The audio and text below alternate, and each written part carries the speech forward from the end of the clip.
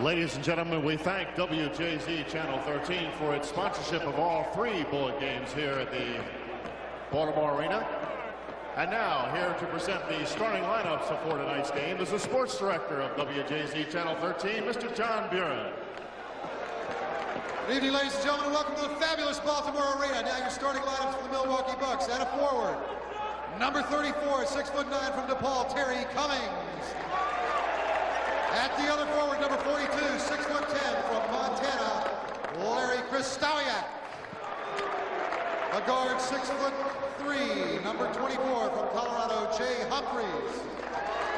At the other guard, number 25 at 6'5" from Tulsa, Paul Pressey. And at center, number 43, 7 feet tall from Illinois Wesleyan, Jack Sikma. Trainer Jack Snedeker, assistant coaches Frank Hambine, Matt Calvin, and Mike Dunleavy. Head coach of the Milwaukee Bucks, Del Harris. And now, the starting lineups for the Bullets, starting at a forward, number 30, 6'7" from Tennessee, Bernard King. At the other forward, number 33, 6'8" from South Alabama, Terry Catlin.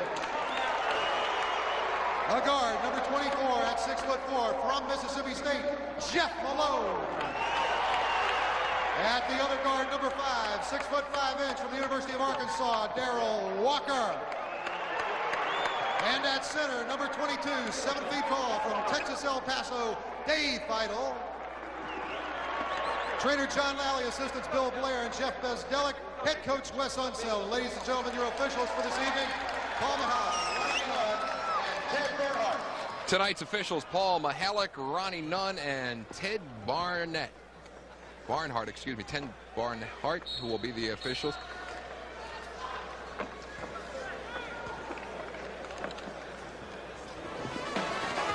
Home team sports coverage of Bullets basketball is being brought to you by Subaru. We build our reputation on building a better car. By Merchants Tire and Auto Centers, service that you trust, guaranteed. By All-Star Automotive, now with 12 locations to serve you. Need a car? See All-Star. And by Eastman Kodak. Show your true colors with Kodacolor Gold Film.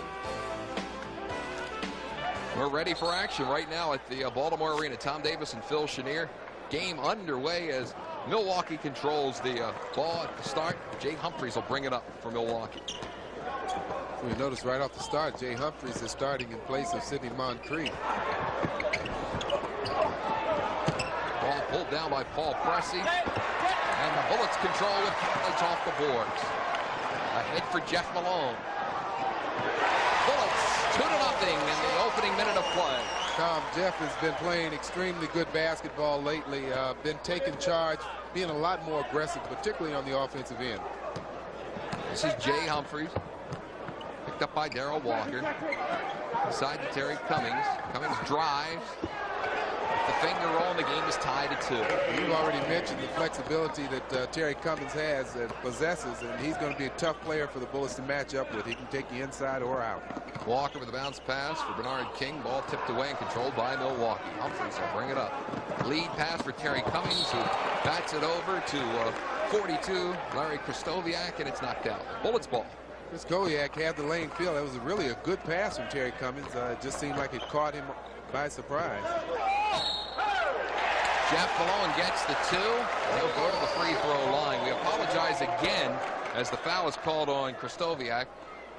We apologize again because of the satellite transmission problems that we had for the first half hour of the broadcast. The pregame show was unable to be carried here out of Baltimore. Well, you look at that replay, it really looked like Kristowiak had very good inside position and should have picked up a charge on Jeff, but Jeff gets a 3-point play. And Jeff Malone has made all 5 Bullet points in their 5-2 lead with about 10:50 to go first quarter. From the Baltimore Arena, one of 3 games to be played here this season by the Bullets during the regular season.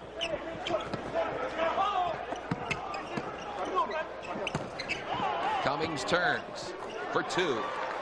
Bucks down by a point now with 10:30 to go in the first quarter. This is Darrell Walker for Bernard King. King hits the rim. The ball being brought down by Paul Pressey. Paul Pressey started off as a forward, and they consider him what they call a point forward. Now he's actually just playing straight up a guard. And Pressey gives the Milwaukee Bucks a 6-5 advantage with 10:03 left to play in the first. Pressey with 2, Cummings with 4. It is, Fred. Malone back to Walker. Bounces it in for Jeff. And it did not go. Seems like the Bullets are working the ball over to the side of the Bullet bench there offensively. They're coming from the same side almost every play. Here's Jack Sikma. Sometimes players like to be on a certain side. Obviously, they're really looking to get Jeff off very quickly, and that might be his favorite side of the court. Humphries to Cummings. Terry with a leap and a 2, and the Milwaukee Bucks now up by an 8-5 count with 9:25 to go in the first. Kerry Cummings with 6 of those 8 Buck points. Bernard King. Foul came before the shot. Looks like he's going to count it, though. Continuation here. We'll watch Bernard drive the basket. He doesn't put the ball on the floor after the contact. Releases the ball off the glass and gets to it with a possible 3. Krzysztofiak with his second foul. King converts and ties the game at 8 with 9:18 left to play in the first. Snowed in Baltimore today. Crowd not as good as expected because of the bad weather conditions.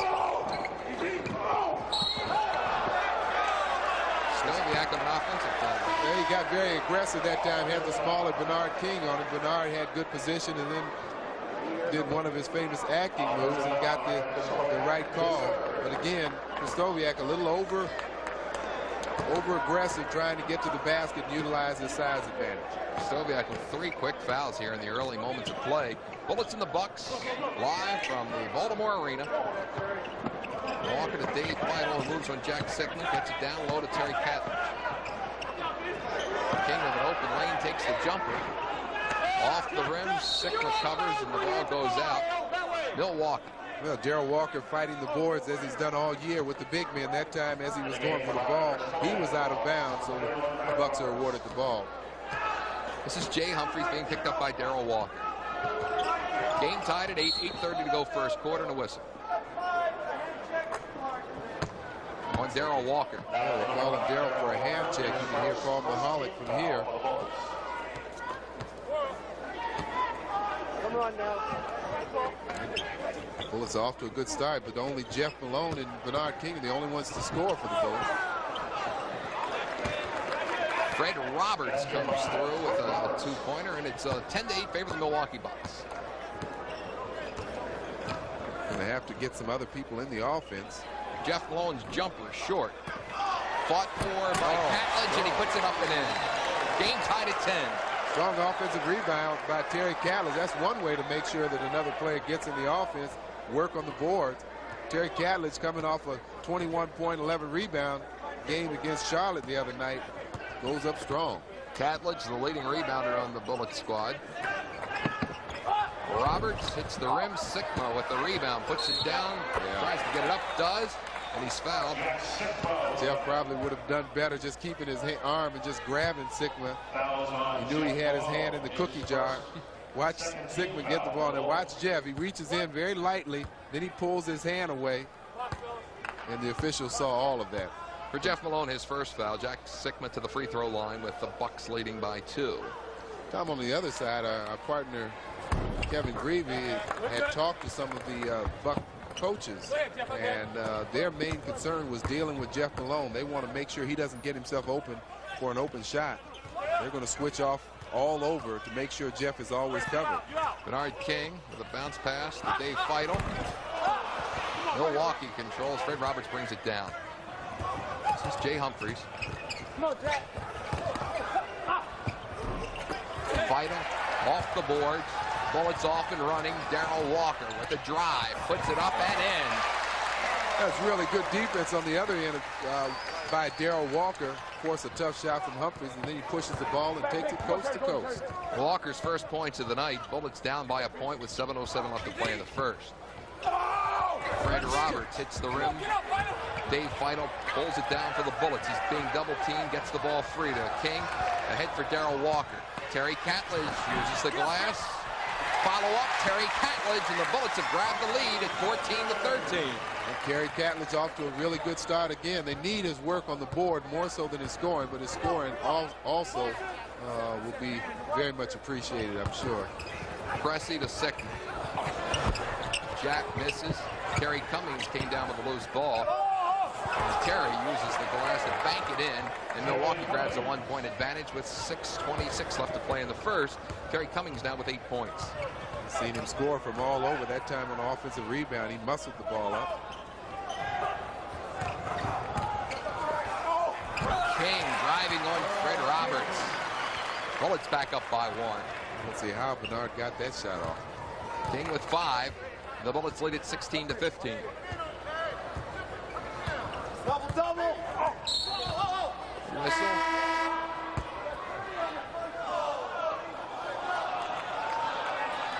Fouls away from the ball, apparently. Well, it's something involved Bernard King. Either it's against him or he got the call. We'll see when we get back. With 5:58 left to play here in the first quarter, the Bullets lead Milwaukee 16-15. We'll be back with more in a moment. The best film available at Giant Food.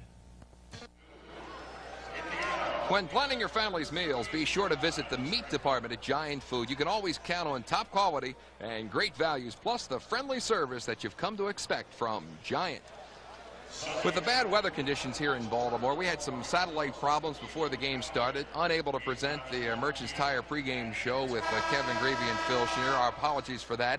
And Abe Poland, the owner of the Bullets and the Bullets front office, announcing that they will offer a ticket exchange to those fans who were unable to make it here to the Baltimore Arena for tonight's game against the Milwaukee Bucks. Still 2 other games left to be played here in Baltimore, and you could exchange your tickets. In case you're watching here on Home Team Sports tonight, did not come out during the inclement weather, you can exchange those tickets for one of those 2 future dates, which is really a nice gesture on the Bullets' part, knowing that the weather is bad here in Baltimore tonight. No question. You know, Tom, one of those games is a game against, on the 23rd of February, I believe, against the New York Knicks, and that certainly is a rivalry that this place is well known for, the Bullets against the Knicks.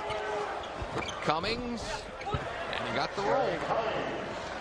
Milwaukee by a point. Bullets going to have to find a way to slow Cummings down. He's really off to a quick start, and he's dominating from the offensive end. And the Bucks have been doing a good job on the boards, out-rebounding the Bullets 2-1, 8-4 overall. Jack Sikma pulls it down for the Bucks.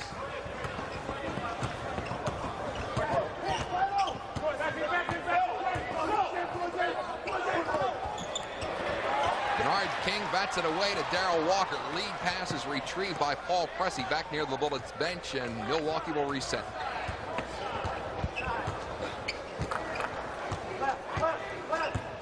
Cummings has 10 of the 17 points for Milwaukee. And Jack Sikma hits from long range right in front of the Milwaukee bench. The Bucks now up by 3 with 5:03 left to play in the first. Jack Sikma with 5.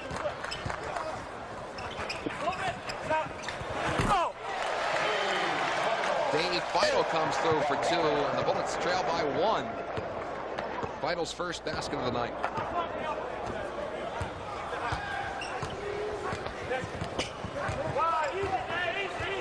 Feito and Sikma really battling for inside position down low. Terry Cummings, short. Bernard King brings it down to the Bullets, moving the other way now. Darrell Walker showing some signs of improvement recently. Here's Jeff Malone on the drive. He drops to the floor. Ball didn't go in, and Malone appears like he's going to take a moment before he gets up. He took a very awkward fall. Had his leg split, really. But you see the aggressiveness that we talked about earlier from Jeff Malone. Gives the inside fake to Pressey and takes it hard to the basket. Gets the contact from Sikma. Sikma charged with his first foul. Malone will be to the free throw line for 2.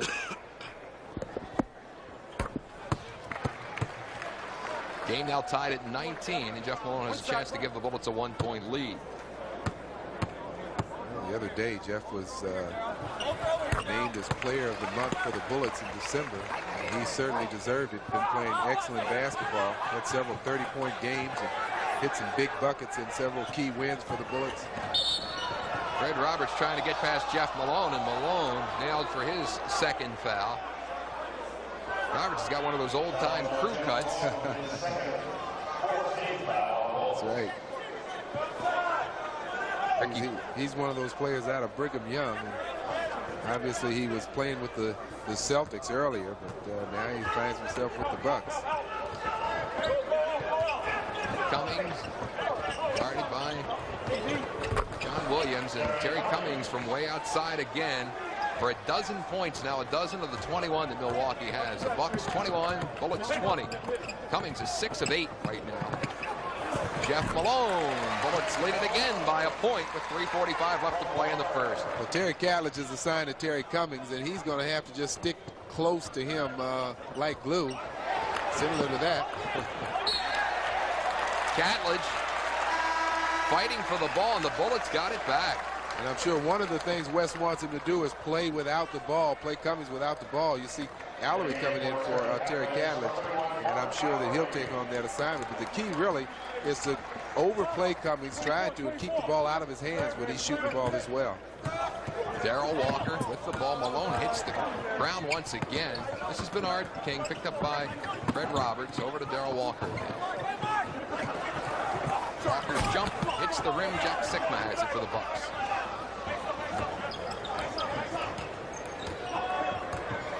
Ricky Pierce with the ball. He didn't play the last game because of his sore thumb. You see that hand bandage. Fred Roberts didn't get it to go, and Dave Feito came down with the ball for the Bullets. This is Darrell Walker with a bounce pass for King. Bernard had it hit the rim.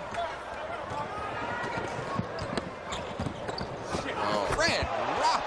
Nice pass from Jay Humphries, and good movement without the ball, going really like a trailer right down the middle. Humphries spots and splits the defense, and Roberts, who has great jumping ability, just throws it in left-handed. Roberts with 4, Milwaukee 23, the Bullets 22. 2:30 left to play first quarter. Jeff Malone to Mark Allery. Ooh, that was a break. Hit the glass, missed everything just about. Terry Cummings is guarded now by Jeff Malone. Well, they didn't want to switch off. Jeff could have let him go, and Mark was right there to guard him. Instead, you had the mismatch. Cummings with 14, and Milwaukee with a 25-22 advantage. Cummings 7 of 9. He's nearly perfect. 2 minutes left in the first quarter. Jeff Malone with a fadeaway jumper. Sikma has it for Milwaukee. Jack Sikma now with 6 rebounds. And Jay Humphries with a running one-hander to give the Milwaukee Bucks a 5-point advantage. Nice move from Jay that time. He just blew by everybody.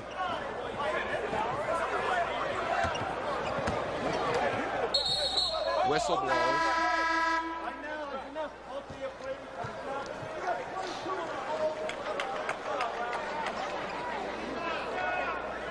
Foul's on Ricky Pierce. Ricky Pierce charged with a foul.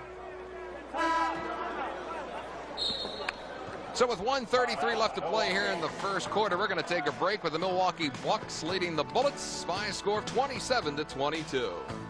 The Baltimore Arena, where the Milwaukee Bucks are on top of the Bullets 27-22. Coming into the game, the Bullets were very concerned about the matchup that they would have with Terry Cummings. Well, it's proved to fruition. Terry Cummings has got 14 points already. One of the problems is that they're matching up with Terry Catlett. Catlett a little bit slower, and believe me, Terry Cummings is very quick for 6'9" and 220. He can go right around Terry Catlett and was doing just that. Now the Bullets have counteracted, and they put Mark Allery on him to try to bring Terry Cummings out on the floor a little further. One of the problems that they're going to have, and I know that the Milwaukee Bucks are very adept at finding these matchup problems. So if it's not Terry Cummings, they have other players that can go inside, like Sidney Moncrief, who hasn't come out on the court yet. Ricky Pierce is a very good low-post player. They can post up their guards, Paul Pressey. So they're a very versatile team and really giving the Bullets fits here early here in the first half. Okay, let's go back to Tom and Phil. Well, thanks a lot, Kevin. Kevin Greavy from right near the Bullets bench. Yeah, Kevin spent some time with this Milwaukee team, and I think he's very correct because this is a very intelligent team. Milwaukee for years. They always play well together as a team, but they do have some players that are starting to move up in the age. John Williams Randy Brewer brings it down for the Milwaukee Bucks. He's making his first appearance in the game. Ricky Pierce on the drive. Allery tried to strip it away, may have gotten a hand in there and called for a foul. Well, Ricky Pierce over the last 3 or 4 years has been probably one of the most consistent and productive 6 men. 1 year, in fact, was the winner of the 6-man award. But he comes off the bench and gives this team 15 points every game at least. And he's usually in there in the meaty part of the game. There was a period of time about a year and a half ago when Pierce was having a contract problem with Milwaukee that the Bullets were thinking in terms of trying to acquire Ricky Pierce. Bucks lead it now by 6 as Pierce converts the first of 2 free throw attempts. I'm talking about that possibility. I'm not so sure that Milwaukee would have allowed that to go through. He was a very important part of their team. And a lot of times you focus on the starters, but even you can look at this Bullet team. John Williams is a very important part of this Bullet team, and he comes off the bench as well. Bucks have made 8 straight points to take a 7-point lead. 1:04 left to play. King misses. Whistle blows. Appears that Ricky Pierce may have been the man that came up with the foul. Loose ball foul on Ricky Pierce. You see Ricky there. It's always so tempting when you see that ball floating up and your opponent has already left his feet up in the air. It's so tempting just to give him a slight nudge away from the ball and let the ball come down right to your hands. So many times you get caught. Eccles breaks the string of Milwaukee points now at 8. Bullets sink 2 free throws. Liddell Eccles, and the Bullets are down by 5 with a minute left to play in the first period. First of 3 games scheduled to be played here in Baltimore. The Bullets back in Baltimore for the first time in 15 years during the regular season. Terry Cummings using the glass, and they just keep batting the ball up in the air and it won't go in, and nobody could control it really until the whistle blows. Let's see what the call is going to be. Allery gets his second foul. Loose ball foul on him. Allery's second consecutive foul. Wes Unseld does not like the call. During the last 2 or 3 weeks that Mark Allery has been playing so well, one of the key components for him is the fact that he has not gotten those quick fouls. He has picked up 2 quick fouls today. Terry Cummings, the leading scorer in the game with 14 points. He now has 15. And the Bucks lead it 30-24 with 46 seconds left to play here in the first period. Cummings 7 of 10 from field goal range. And you just saw Charles Jones come in for Mark Allery.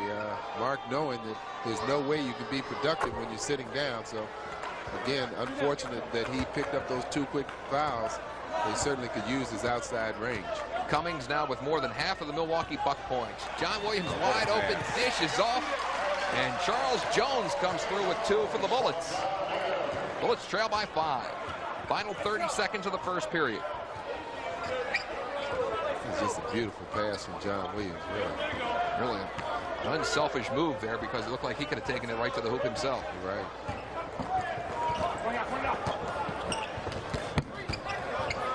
Ricky Pierce for 2. Well, you got to just get up on him all the way. Don't expect him to miss shots because he's a very high percentage shooter. King crossing over, hit the rim. Brewer comes down with the ball. Final 5 seconds of play first quarter. Look out. Oh. Nearly went in for Paul Pressey. And that's the end of the first quarter from the Baltimore Arena with the Milwaukee Bucks leading the Washington Bullets 33-26. You're watching Bullets basketball on Home Team Sports, the Home Team Sports Television Network. Baltimore Arena where the Milwaukee Bucks are on top of the Bullets 33-26. I have with me the assistant coach, Scott Layton of the Utah Jazz. Scott, a strange set of circumstances New Year's Eve. What the heck happened? Bobby Hansen got hurt. Tell us what happened. Well, I wasn't at the party, fortunately, or unfortunately, but it was a strange circumstance where there was a scuffle and Bobby hurt his eye, and he's going to be out 4 to 6 weeks, and really comes at a tough time because he just came off another injury to his hand. So you just can't afford to lose players, and especially not in situations like that. Yeah, really strange. How long will he be out? It looks like he's going to be out 4 to 6 weeks. So we filled in with Jim Farmer, who's hopefully can buy us some time at that shooting guard spot. Well, I hope you get Bobby back real soon. Good luck to you. Okay, back to Tommy. All right, thanks, Kevin. The Milwaukee Bucks leading 33-26 as we start the second period. The Bucks shot almost 52% in the first quarter compared to the Bullets 45%. Big difference in the rebounding as Charles Jones took a nice pass there and put it in for a Bullet basket. And that assist goes to John Williams. Perfect pass. The rebounding, Sigma has 6 of 16 for the Bucks as Pierce hits for 2 for the Milwaukee team.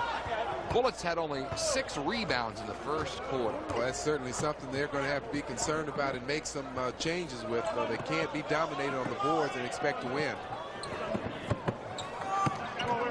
Darrell Walker with a cross-court pass to Grant. Williams works it back out to Walker. He takes a jumper. Didn't go.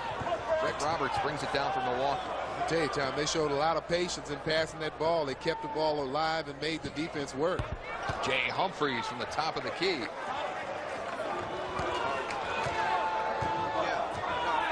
Humphreys now with 4 points. Milwaukee leading 37-28.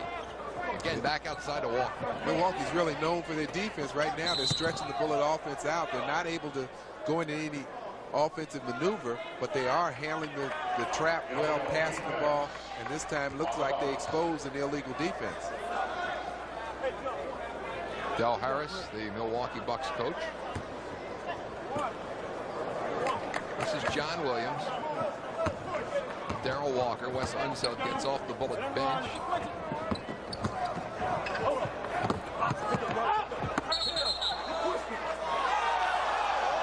Turning it over. Walker steps on the end line and goes out. And Milwaukee will bring it back in. Paul Pressey. Jay Humphreys will bring it up now for Milwaukee. Bucks lead it 37-28, 10.5 to go, first half.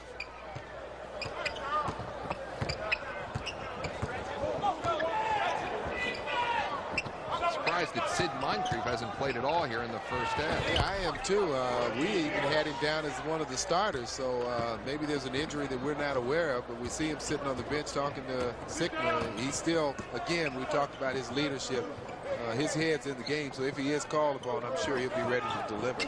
Ricky Pierce now with 8 points, and Milwaukee has stretched the lead to 11, the biggest of the evening. Darrell Walker off the rim. Bullets have been missing from outside. Follow up by Johnson. Way back out for Eccles, who drives, picked up by Pressey and fouled. The shot goes, and Pressey will go. Eccles will go to the free throw line as Pressey is guilty of the foul. Well, give a lot of credit to Charles Jones on that play, keeping the ball alive several times, and even though he couldn't get it to go down, he was able to get the ball back out. And there you saw that tough shot from Liddell Eccles, a rookie from for the Bullets. There's the contact on Paul Pressey.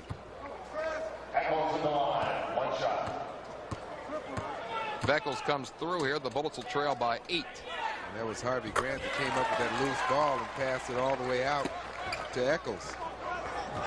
Bullets down by 8. Brewer had it stripped beautifully by Harvey Grant. Spinning Eccles in the lane for 2, and he's made 5 straight. Liddell Eccles, Bullets have cut it to 6. Well, he can go on that kind of a streak. He's that kind of a scorer. He's explosive off the bench. Liddell Eccles with 7 points. Bullets a moment ago were down by 11. They're trailing by 6. Eccles has made 5 straight.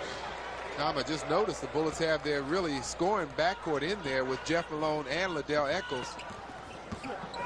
Ricky Pierce comes through again. Jones looked like he was double fouled by Robertson Brewer. Jones is showing a lot of aggressiveness and quickness. That time making a quick move to drive by his man. And we saw him on the play before that keep a ball alive on the offensive glass, so he knows where he's going to earn his key. Bullets trail by 6. It's Bucks 41, Bullets 35. 9:07 to play first half. Bullets have cut an 11-point deficit now down to 5 as Liddell Eccles has really sparked the Bullets, and now Charles Jones. We've said this about this team throughout the course of this year, that they never die, they never say quit. And there seems to be some discussion over there with Ronnie Nunn and Mike Dunleavy and Darrell Harris. They may be complaining about the last call. Very close call. It looked like There may have been a problem with the scoreboard, or I think, didn't they take a point off the scoreboard here? I thought they had 35 up there a moment ago, and they just made it down to 34. That's what they did. They took a point off the scoreboard. That's what the problem was. The extra free throw attempt missed. So it's 41-34 favor Milwaukee. Just under 9 minutes to go first half.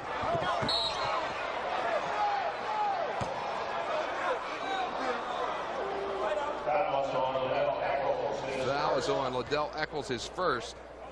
Liddell was trying to beat Ricky Pierce to the spot. Was a little too aggressive. Bullets really picking up on defense, man to man. You see them challenging the passing lanes and overplaying. 24 guarding 24. Malone, Humphries, loose ball picked up by Eccles, leading it to John Williams, but the Bullets will turn it over.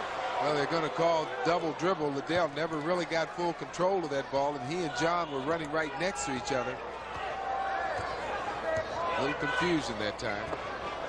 Again, Malone guarding Jay Humphries, top of the key, worked it to the corner. Ricky Pierce now has 12 points. He's the second leading scorer for the Milwaukee Bucks, 12, and Cummings has 16. So that's a combined 28 to the 43 for Milwaukee. Well, that's just what your scouting report should say, is that Ricky Pierce is going to come off the bench and spark this club, give him 18, 20 points a game. Jeff Malone cut it back to 7. Malone has 11, the first Bullet to hit double figures tonight. Humphries driving on Jeff Malone, dishes off. Looked like he was trying to bat that ball, Fred Roberts. John Williams has it, trying to spin across court for Jeff Malone, wide open, and he makes it. That's what dribbling with your head up can do for you. John Williams knew that Jeff Malone was over in the corner. As soon as he made his spin move, he got the ball to him. Jeff had time to go up for that easy shot. Malone 5 of 7 from field goal range, 13 points for the game. Bullets down now 43-38 with 7.5 left to play in the first half. Baltimore Arena, one of 3 games to be played here regular season for the Bullets as they vacate the Capitol Center for 3 times for home games to come up here and see if they can't draw some crowds. Whistle on the play, and Eccles will go to the free throw line, and we see a couple of new Milwaukee Bucks coming on. Jack Sickman and Terry Cummings now as the Bullets have closed it to within 5. Well, that was really a great play. We're going to pick it up after the Bullets got possession and where the foul occurred. But before that, John Williams showed a great effort to get that loose ball. Eccles has really played well since coming off the Bullet bench here in the second quarter. Bullets at 1 point down by 11. They now trail by 4. Bullets down by 3. And Eccles has had a great second period, scoring 7 of his 9 points in the second period. Loose ball picked up by Eccles, and he drives. Jack Sickman brings it down, a whistle blows, and it's Milwaukee's ball. Bullets showing a lot more aggressiveness now on the boards, even though they picked up a foul. You've got to be tough, particularly in that painted area, to come up with the loose ball. They forced the turnover. Charles Jones guilty of the foul. Ricky Pierce inbounds pass for Jay Humphries. 7 minutes left to play first half. Milwaukee 43, Bullets 40.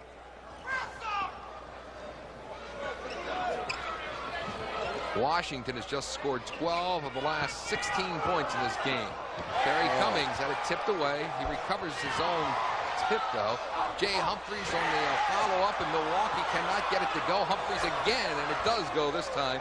Jay Humphries back on court, has 6 points, and Milwaukee back up to a 5-point lead. Series of good play from Harvey Grant that time to get the ball and make the block, get the rebound. He got it stripped from him, though. Grant to John Williams. Paul Pressey charged with a foul.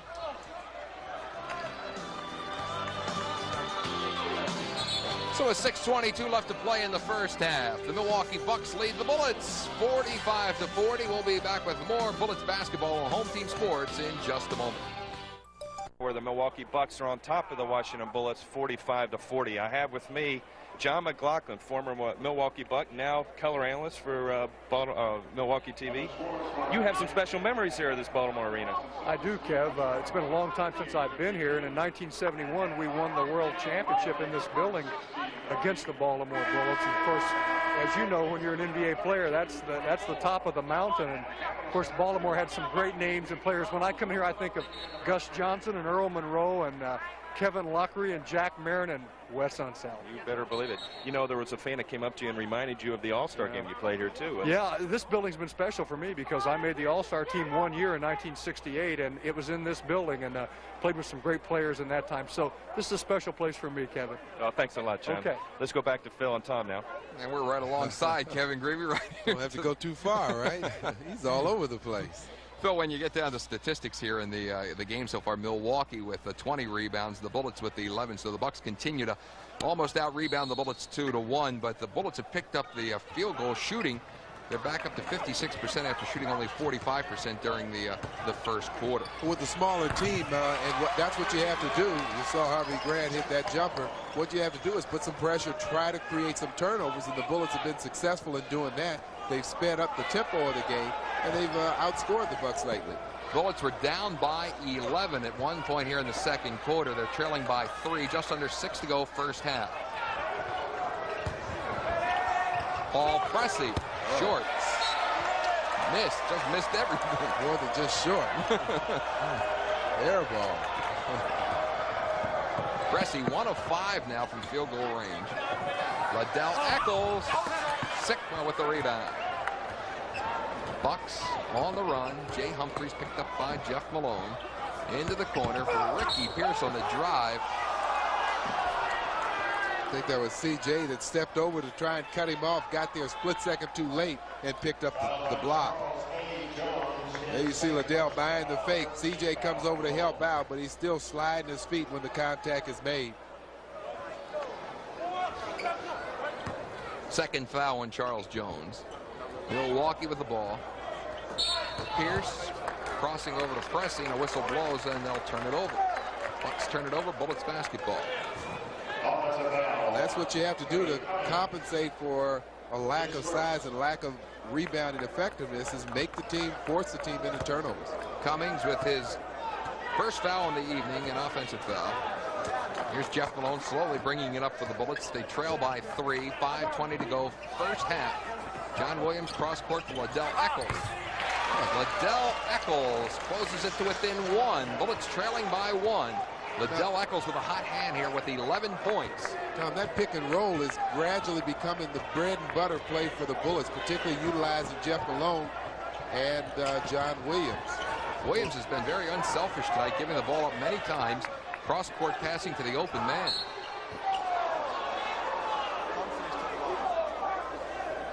The foul appears to be on Harvey Grant, his first foul. The Bullets' 4th team foul. There you see Jeff Malone getting picked. John Williams picks him up, but Harvey Grant from the outside reaches in and gets the foul. And it appeared between Williams and Grant. Grant was the man charged with the foul. Jay Humphries to the free throw line. Bucks lead it by a point. Jay came over last year in that trade that sent Craig Hodges, one of the league's top 3-point shooters, to Phoenix. Jay Humphries never really got the opportunity to fit in, had a couple of injuries, and just didn't get a lot of playing time. So tonight he's a starter. He's getting more playing time and showing some effectiveness. 8 points now for Jay Humphries. Milwaukee back by 3 with 4:51 left to play in the first half. A very respectable crowd here tonight at the Baltimore Arena. Heavy snow came to Baltimore. There's about 3 or 4 inches on the ground as Jeff Malone comes through for 2 for the Bullets, and the Bullets are down by 1 again. Malone again with 15 points. He and Liddell Eccles in double figures. Eccles with 11. So 26 of the 46 by 2 Bullets. Whistles. Again, you see the aggressiveness on defense by the Bullets. That time, Pierce had an easy shot, just wasn't able to get it to go down, and the Bullets recovered in time to get the rebound and then get a foul.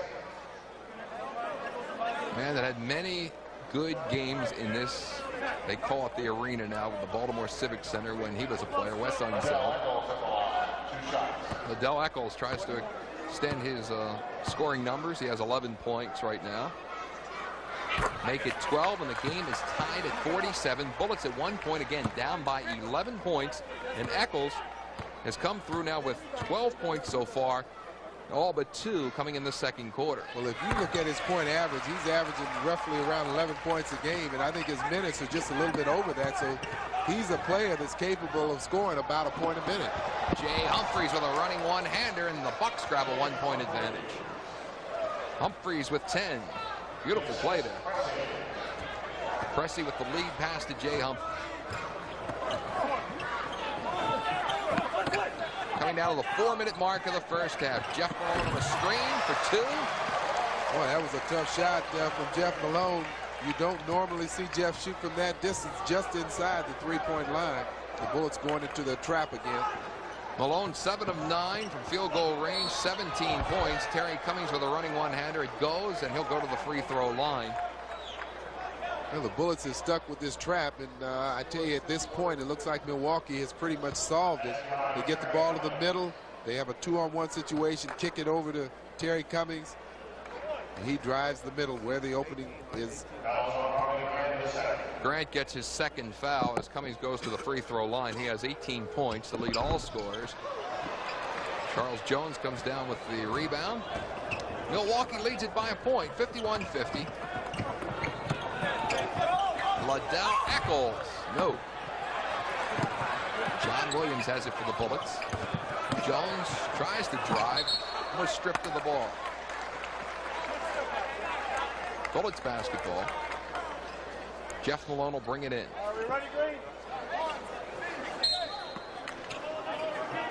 To Harvey Grant in front of the Bullets bench. Back out to John Williams. They try to work it around the key. Jeff Malone open. John Williams fights for the loose ball. He misses. Jack Sikma had it tipped away, but Milwaukee gets it back. John's hands are always active, always looking for a chance to pop it loose.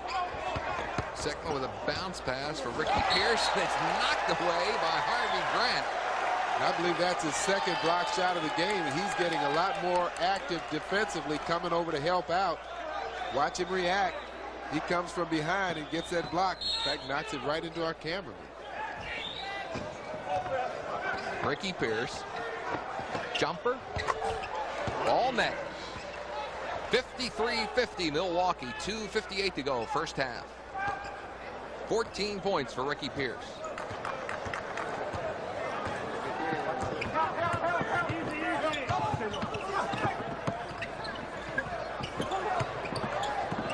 Bullets really working it well. Malone did not get the finger roll, but the Bullets control it. Jeff Malone inside for Charles Jones, and Milwaukee knocks it away. It's Bullets basketball. Well, I don't know if the Bullets realize it or not, but this 24-second shot clock was not changed, and they were down to 3 seconds. I'm sure that's what Wes Unseld is talking with the official about. So with 2 minutes and 34 seconds left to play in the first half, the Milwaukee Bucks lead the Bullets 53-50. Tough to win on the road unless you have a Cellular One car phone. A Cellular One car phone will make you more productive and keep you ahead of the competition. In Washington, phone 220-2000. Or in Baltimore, call 1-800-CELL-1. You can see the Baltimore Civic Center, as it was called for a number of years. The real reason why they changed the name to the Baltimore Arena, Phil, in case those fans don't really realize, after they built the convention center, which is a block and a half away, they decided that having the convention center and the Civic Center was confusing out-of-town people. So they decided to call the place where they play hockey and basketball here the Baltimore Arena instead of the Baltimore Civic Center, so that out-of-towners would know the difference between the two places. I'm glad you told me that. I was wondering why they changed that. I still call it the Civic Center. Liddell Eccles has 11 points here in the second quarter. Jeff Malone with 8. The Bullets at 1 point, down by 11, trail by 3 with 2:34 to go in the first half. Eccles and Malone have combined for 19 of the Bullets' 24 points in the second period. And our thanks to Paul Evans on statistics, doing his traditional outstanding job. Well, it's good to see the Bullets can feel comfortable using that backcourt combination. Both are excellent shooters. Darrell Walker needs a rest sometimes. Jeff Malone. Bullets have had a lot of those tonight that hit the rim and just glance away, but Terry Catledge on the follow-up. Bullets trail by 1, 53-50. Terry Catledge now with 6.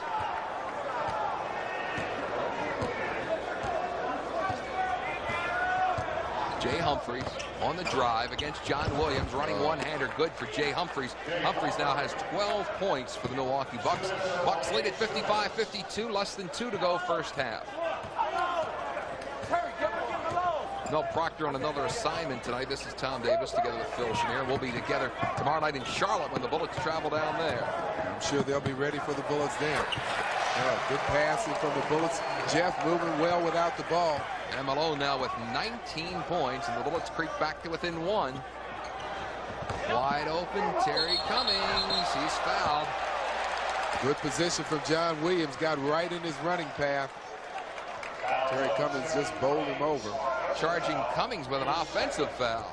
Milwaukee with its 8th turnover. The Bullets have 5 in the game. So Cummings charged with the offensive foul. Bullets going to run their pick and roll again. They try and create a mismatch. Get John the ball down low. Harvey Grant. Terry Cummings bringing it down for Milwaukee. Bucks slowing it down just a little. Humphries to the top of the key. Whistle. They're going to call that on Terry Callis, I believe, but he has a valid gripe in that Terry Cummings really just hooked him with his right arm. Terry Cummings to the free throw line. Cummings has 18 points. The 2 primary scorers on each team have been the ones that have been consistent and provided the damage for their respective teams. Cummings and Jeff Malone each with 19 here in the first half. The Bucks 56, Bullets 54. 1 minute left to play here in the first half. Got to give the Bullets a lot of credit for passing to the open man here during the first half. They have been very unselfish, all the players offensively. Tom, you're so right, and it's a good sign to see. As I said, that's one thing that can really minimize the effectiveness of a team defense such as Milwaukee. You pass the ball around, find the open man, keep the ball hopping till you get the shot you want. And they picked up their 2nd illegal defense call, and that's why Jeff was awarded that free throw. So the Bullets will maintain possession. The Bullets got a chance now to take the lead. They're trailing by 1. Harvey Grant with the inbounds pass to John Williams. Grant wide open turns. Again hitting the rim. Grant on the follow-up is fouled. Let's see if they're going to call the fact that he was shooting the ball. He went in, got his own missed shot. But both teams are in the penalty, so he'll shoot anyway. Jay Humphries' 3rd foul. Off the rim. Bullets still down by a point. Snowed in Baltimore today. Bullet fans who purchased tickets for this game, watching tonight on Home Team Sports, can redeem the tickets, the unused tickets, for one of the 2 other dates later in the year when either Cleveland or the New York Knicks come in. Owner Abe Poland has decided, because of the inclement weather, that the fans who have purchased tickets that did not come have a chance to redeem those tickets, and you're permitted to do that for one of the 2 later dates when the Bullets play here at the Baltimore Civic Center. Tom, point guard now is little Andre Turner, who's just come in, signed a 10-day contract from the CBA. Paul Pressey now with 4 points. Bucks lead it by 3. Final 25 seconds of the first half.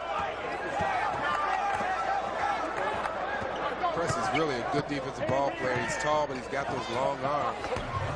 Off the rim again. And Andre Turner. They got time. Quick run, bounce pass. Terry Cummings. Final 5 seconds of play. Bucks 60, Bullets 55. Off the glass, Walker, and that's the end of the first half. Milwaukee at one point led it by 11. At halftime, it's the Milwaukee Bucks 60, the Washington Bullets 55. We'll be back with our halftime report when we continue Home Team Sports live coverage of Bullets basketball from the Baltimore Civic Center in a moment. Baltimore Arena, where the Milwaukee Bucks are on top of the Bullets 60-55.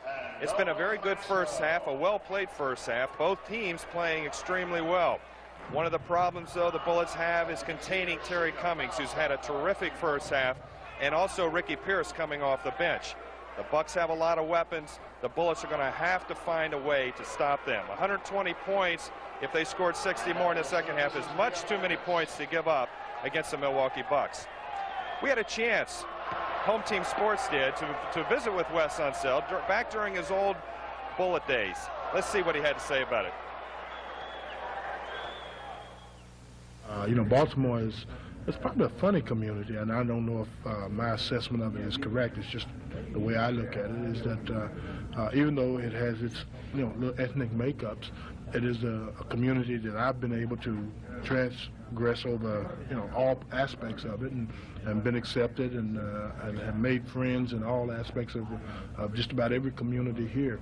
So it is a place where I take a lot of pride in being a Baltimorean, and I enjoy this area, and I continue to make my home here. You had some pretty good games against some pretty top teams like the Lakers and Knicks. Talk about some of the battles you had with the Knicks. Well, we had, I think at that time, during my stay here in Baltimore, that was the New York Knicks were our main rivals. They had Willis Reed and Dave DeBusschere and Walt Frazier and Barnett and Bill Bradley. We came out and countered with Earl Monroe and Gus Johnson, Jack Marion, Phil Chenier, and those were battles, and that was, and I mean, no holds barred type of battles. And I think it was some games that people around here still talk about because they appreciated the efforts that went into those games. Does the Bulls organization feel confident that a lot of more basketball games we'll be seeing here in Baltimore in the future? Well, I don't know because I have not discussed this with them about, but I do know that Mr. Poland has always been conscious of the fact that a lot of our crowd still comes from the Baltimore area. And one of the things I did in the front office job was to make sure that we not only cultivate this market, but we service it. Not only with our community involvement, but our public and media relations, and it's been very successful. We've always continued to be successful, and they've welcomed us here, so that's important to me. Mm-hmm. When you walk back in the arena, what's the first thing that comes to your mind? I don't know. I think probably more than anything is some of the guys that were working there 20 years ago when I first started in professional ball are still there. And, the faces haven't changed much. Maybe they might be a little bit more bent over but with age, but there was always that warmness of them seemed that they were glad to see us, and we were glad to see them. Mm-hmm. Thanks, Wes, for those great memories. We'll be back with Game Within a Game after the Home Team Sports Business Report. The Bullets 60-55. The Milwaukee Bucks have a lot of familiar names to the Washington area fans. Jack Sikma, who used to play for Seattle, now with Milwaukee doing very well. Sidney Moncrief, Paul Pressey, to name a few. But it's Terry Cummings, who's had a terrific first half and who we want to feature in Game Inside the Game. Terry Cummings, as you see down low underneath the basket, moving without the ball. Here gets hit in the head with the ball. Alert play, Terry. But here getting double team, looks to double team off, and is patting and move. Going left, fadeaway jump shot. Terry Cummings, a deadly shooter, really giving the Bullets fits. Now you'll see the Bullets. They put on a trapping defense. They get the ball into the middle to Paul Pressey. Pressey alertly throws it to Terry. And Terry, we see his mobility. He puts the ball on the floor as well as any big man in the league and goes high up over CJ for the layup. Terry giving the Bullets fits here in the first half. Phil, you got any answers for this riddle? Well, one thing, you got to keep the ball out of his hands. We saw the defense tightening up just a little bit, but you're right, he had a tremendous first half, 21 points, and the Bullets have got to solve that problem and slow Terry Cummings down.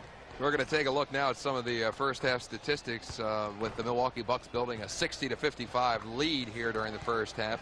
The Bucks shot 54%, while the Bullets shot almost 45. Free throw shooting for the Bucks, 8 of 10. The Bullets were 13 of 16, so fairly even there at the free throw line. The rebounding goes to the Bucks 26-18. Sikma had 7 to lead the Bucks. Turnovers fairly even, 8-5. Now, Milwaukee's been led by Terry Cummings with 21 points. He's made 9 of 14 from the field goal range and 5 rebounds. Also, Ricky Pierce with 14 points, 6 of 8 from the floor.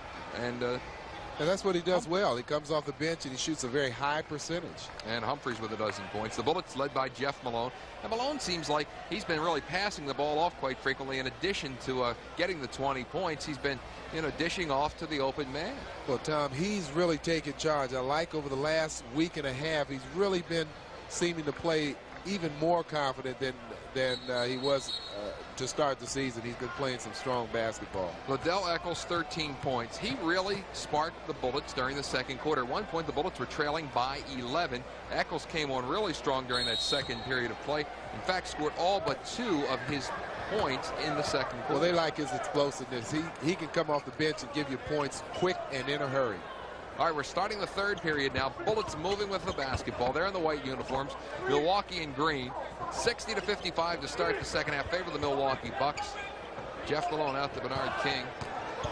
Tom, it's interesting. Moncrief is starting this second half, so we still don't know why he didn't start the game, and he didn't see any playing time in that first half. I noticed also that Bernard King sat down quite an extended period there in the first half, also for the Bullets. Here's a Walker. Guarded by Moncrief. Darrell trying to get the ball down to Dave Feito and does. Jack Sickman guarding him. Feito misses. Terry Cummings with a rebound, and Milwaukee moves the other way. Not a good shot from Dave Feito. You like him more stationary when he takes that shot.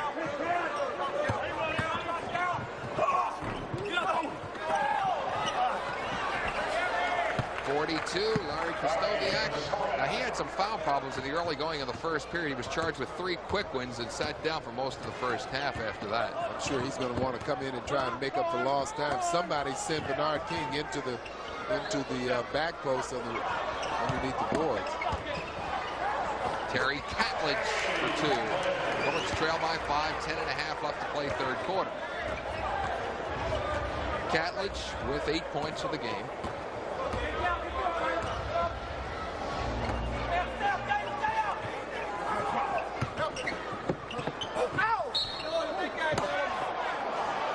Paul Pressey will go to the free throw line. He was fouled. Jeff Malone charged with the foul. It looks like they're going to call it on Feito. I thought I heard one of the officials say on the big guy. Could have called it on either one of them, probably. Paul Pressey has those long arms, gets good extension on his shot. Really never been a real good outside shooter. That has not been his strength. His strength has been defense, ball handling, and passing the ball. But he's made himself into a respectable shooter. 6-point lead for Milwaukee. 10:15 to play, third period.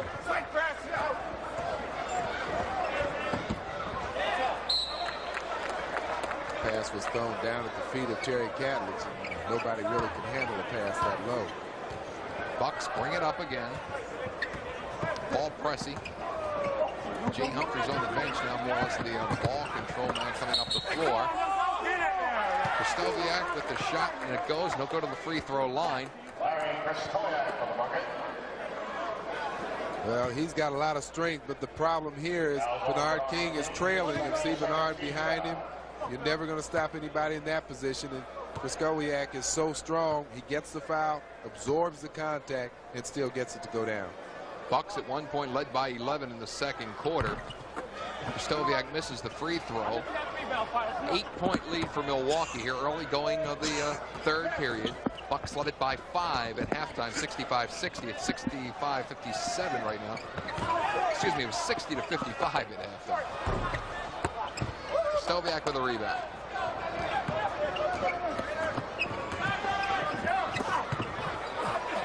Sid Moncrief tried to take it over top of his head. Couldn't bring it down. Walker to Jeff Malone. Drives, dishes. Terry Catledge. In. Once again, you see some fine passing coming from the Bullets team. All over, really. Darrell Walker, Jeff Malone. Terry Catledge now with 10 points. Milwaukee 65-59 over the Bullets. 9 minutes left to play in the third. Moncrief drives. Darrell Walker on the foul. Moncrief will go to the free throw line. Well, I guess by his expression, he really didn't like that call. What do you think, Tom? I think every fan could hear it. We showed our audio equipment was working well at floor side. That's what you call having a front row seat. Moncrief has a bad hamstring. That's one of the reasons why I did not see too much playing time during the first half. In fact, didn't see any playing time. You know, the interesting thing with that is usually what you'll do is start a player off right after the warm-ups as opposed to allowing them to sit back down. Those hamstring muscles many times can tighten up very quickly. 67-59 Milwaukee. 9 minutes to go, third period. Don't forget, tomorrow night Bullets will be in Charlotte. You can watch that on DC 20, your super station for sports. Phil and I will be down in Charlotte describing the action of the Hornets, who will be drawing probably another capacity crowd. They draw around 22,000 every game down. That's right. They have already, and I think 11 home games, broken the expansion league record for a team attendance. Bernard King's having a tough night. 2 of 10. I think West realized that. Bernard's going to take an early exit in this quarter, and Harvey Grant's replacing him. Terry Cummings over Harvey Grant. Bucks 69, Bullets 59. 23 points for Terry Cummings. He leads all scores. Oh, good screen from Dave Vital. Harvey Grant. Terry Catledge has it. Terry Catledge will go to the free throw line. I tell you, Catledge continues to work hard. He was the one that pulled that rebound in. Paul Pressey charged with the foul. Catledge with 10 points and 7 boards.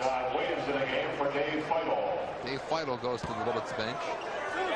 At the line, Terry Catledge, 2 shots. John Williams on court now. Take Catledge. Terry. You can hear Sickman talking there at the free throw line, assigning players who has each one covered. Thank you. Well, that tells you the maturity of a team. You've got to do that. You got to make sure assignments are known, and you got to make sure everybody's in sync. Doesn't matter who does that. Jack Sickman that time taking the lead. They knew that there was going to be a trap coming up and wanted to make sure everybody was alert. Catledge now with 11. Bucks have the ball back at a 9-point advantage over the Bullets with 8 minutes and 8 seconds left to play in the third. Loose ball picked up by Sickman. He takes a little jumper.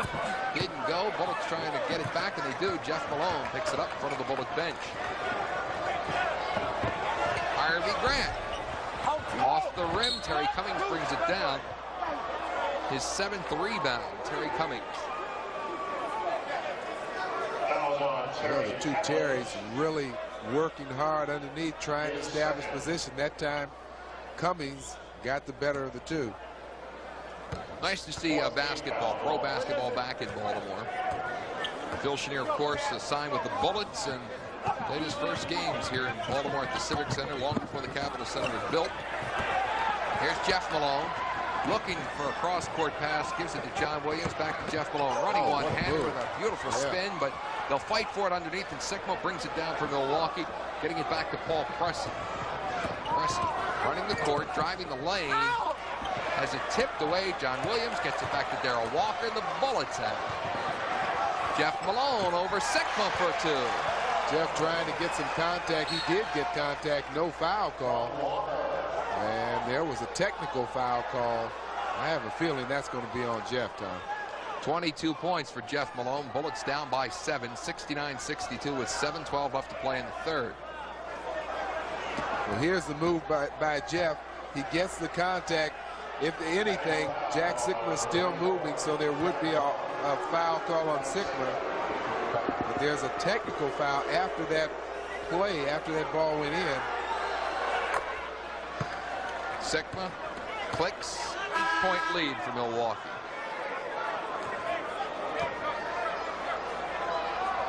I understand that the technical foul was called on Grant, but Jeff was the one that was mounted off and didn't feel too kindly to the lack of call or the non-call by Ronnie Nunn.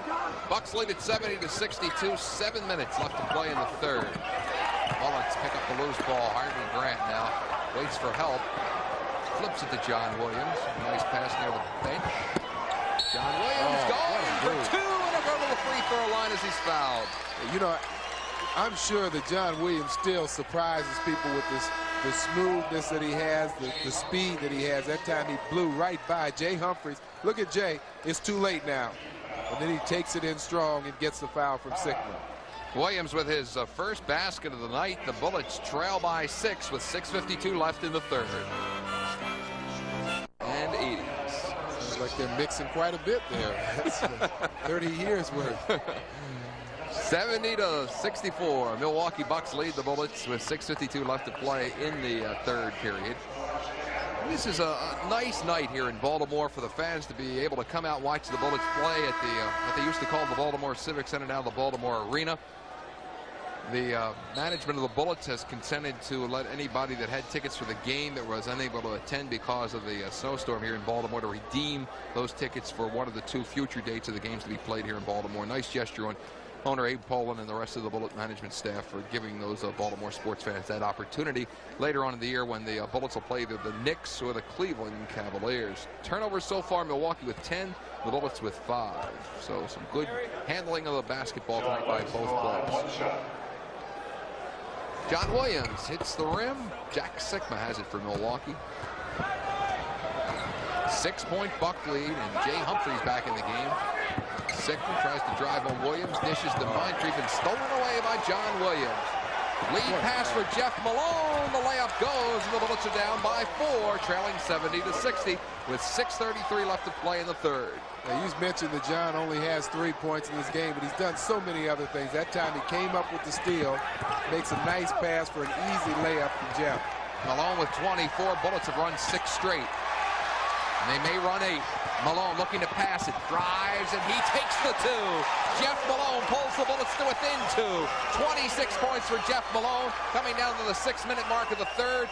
Bullets down by a 70-68 count. On both occasions, it's turnovers that created the opportunities for the Bullets to score. Cummings cross court to Jack Sikma, who pumps from the corner for the Bucks basket. 72-68 Milwaukee, 5:50 left to play in the third. Jack Sikma now with 8 points. Jeff Malone has it rejected by Jack Sikma. Yeah, he really just threw that into Jack's arms. Had nowhere to go with that ball. Unfortunately, went off on one of the Bucks players. Now, new 24. New 24. Why would there be a new 24? The ball never hit the basket. Come on, Harvey, come on. Malone to Terry Catlett, guarded by Moncrief. Inside pass for Darrell Walker, fadeaway jumper. With the left hand, good move from Darrell Walker. Darrell Walker with 4 points. Bullets trail 72-70. Bullets are really going to, almost got a turnover. Did get a turnover. Krzyzkowiak almost walked with the ball, then threw a pass that was too hard and too far out of bounds for Sikma to reach. Del Harris is wondering what's going on. Just a moment ago, Bucks were leading by 10. Terry Catlett turns. Bullets have evened the game at 72 with 5:12 left to play in the third quarter. And look at the emotion on the faces of the Bullets. They really want this game, and that's certainly a good sign. 13 points for Terry Catlett. Bullets have outscored Milwaukee 12-2 to gain the tie. No basket.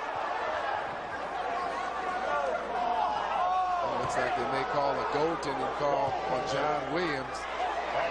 All it means is that instead of Terry Cummings getting the 2, Krzyzkowiak will get 2. I'm sure he's pleased about that, but I imagine Del Harris doesn't mind.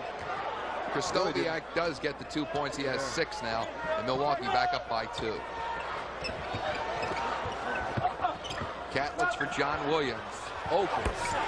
Game tied 74. John Williams now with 4 points. 4.5 left in the third. Jay Humphries with a wide open lane, and the Bucks 76, Bullets 74. One thing that the Bucks are doing, they're attacking this press. A couple of times they have turned the ball over, but when they haven't, they've gotten themselves an easy shot. Tempo has really picked up. Darrell Walker hits for the 6 points for his night now, and the game's even at 76 with 4:07 left to play in the third. Darrell Walker. For the last 2.5, 3 minutes of this game really has changed pace from the earlier going of the third period. Both teams running real well. Sid Moncrief wide open, hits the rim. Darrell Walker gets it in front of the Bullets bench, puts it up. Jack Sickman gets it to Krystkowiak, and he's fouled by Harvey Grant. Well, there's a rule that you don't save the ball underneath your own basket that you're protect, your defensive basket, unless you know exactly where you're going to save it. Darrell Walker commits that mistake, and it goes right to Sigma. Harvey Grant makes a nice move to block the shot, but draws the foul. Harvey Grant with his third foul. Krystkowiak will get 2 shots. Bucks and Bullets tied at 76. 3:47 left to play third quarter. Still tied at 76. Tom, during the break, I got a chance to talk with John McLaughlin, asking him about the status of Sidney Moncrief. He said along with the hamstring, he also has a bad hip that's been giving him problems over the last 2 weeks. So, again, we've talked about the fact that over the last 2 or 3 years, Sidney Moncrief, the great ball player that he is, has had some injury problems that has really deteriorated his play, particularly his playing time. Krystkowiak now gives the Milwaukee Bucks that 1-point advantage, but the Bullets come right back on the Catledge jam, and it's the Bullets 78, Bucks 77. Terry Catledge with 15 points. He's playing with some intensity. Could have gotten a foul on Sigma. No whistle, however. Catledge with 9 in the third. 9 of those 15 in this period. Yeah. Sid Moncrief charged. And he's trying to do it. He's been the player for the last 10 years with this team to really take charge in crucial times, to turn back a charge of an opposing team. But you can tell that his timing is really just a little bit out of sync. Bullets lead at 78-77. 3:10 to go, third period. Ball knocked away by Jay Humphreys. Still Bullets ball.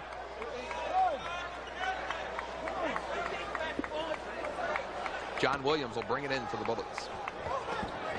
Darrell Walker with a lane open. Dishes back to Harvey Grant from the top of the key. Harvey Grant with 4. Bullets lead it 80-77. Just under 3 minutes left in the third.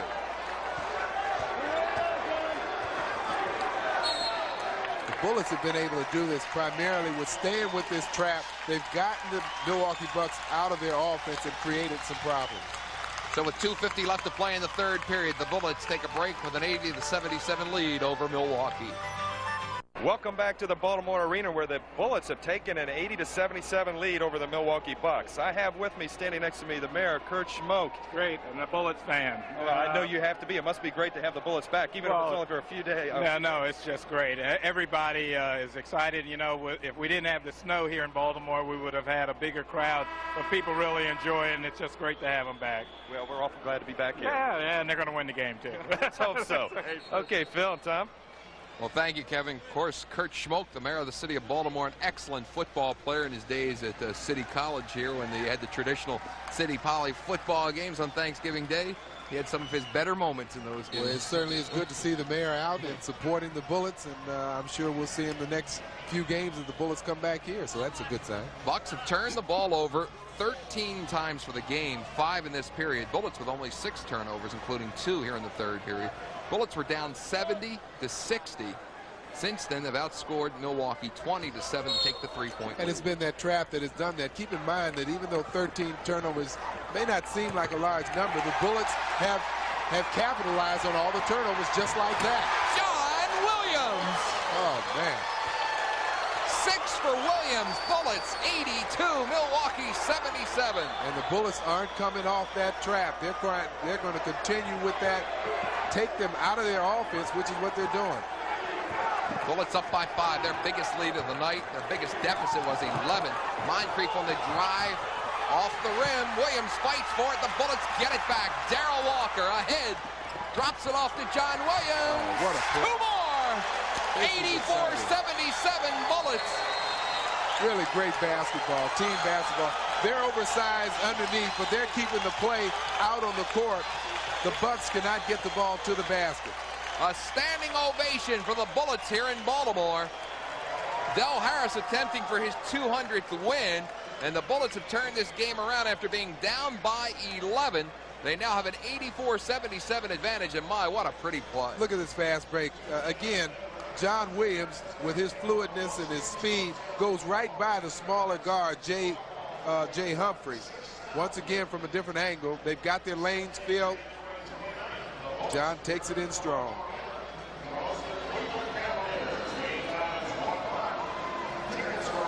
John Williams did not hit for a point during the first half as you looked at the perplexed Del Harris as to what to give do. You headaches, yeah. It might be a number of 67 tonight. 4 for 4, 8 points for John Williams alone here in the third quarter. He also has 8 assists to go along with those 8 points. And that's what I keep saying and harping on with John Williams. He's the type of player very similar to the Wes Unseld mode. A lot of times the stats don't indicate how much of an impact he has on a game. The passing, the assists, setting up other players, defense, hitting the ball away from their opponents. All these things John has done, and that's helped turn this game around. How far are the Bullets away from really being a very good team? Well, I think that the time that players like Harvey Grant, Liddell Eccles are getting, certainly John Williams is playing out of position, but that's good experience for him. Now he's going to be even more mobile, more flexible out there on the court. I, however, would really love to see John play his true position, which is a small forward. I think Jeff Malone also is getting some valuable experience in terms of really leadership role, and he's been taking over the last month. Bullets have shot 667. That's 2/3. 2/3 of their shots have gone in the hoop here in the third period. Milwaukee shooting 46% in the third quarter, and that's how the Bullets have come from way back, an 11-point deficit in the second period, to grab a 7-point advantage with 2 minutes to go here in the third. Sid Moncrief over Terry Catledge for 2. Well, that certainly was set up in the timeout, in the huddle. They set up a play to post Sidney Moncrief. John Williams to Darrell Walker. Walker passes it right through everybody to a press row. It shows you even the fans have to keep their eyes on the ball. Still, the Bullets going into the trap. Keeping the ball. See how they're keeping the ball out of the perimeter. They're not allowing Milwaukee to really get inside where their strength is. Jack Sigma off the rim, and John Williams brings it down for the Bullets. Bullets 84-79, 1:20 to go in the third. Jeff Malone with the ball to John Williams. Harvey Grant, perfect. Oh, this is really some strong performances by the Bullets as a team. They're doing everything the way it's supposed to be done. They're playing smart, superb basketball. 86-79 Bullets. And an exciting game to watch. Bullets have matched up well with Milwaukee. They've played the style of basketball that Wes Unseld really likes them to play. And really, in this third period, the pacing changed somewhat as both teams were moving the ball much faster up and down the floor, as we see Ricky Pierce go to the free throw line. First in the last 2 minutes. This is something that you really don't want to do with this team, get them on the free throw line. They're an excellent free throw shooting team. Pierce now has 15 points. Ready? One shot. 57 seconds left to play in the third period. Bullets 86. Bucks 81. 5-point Washington lead.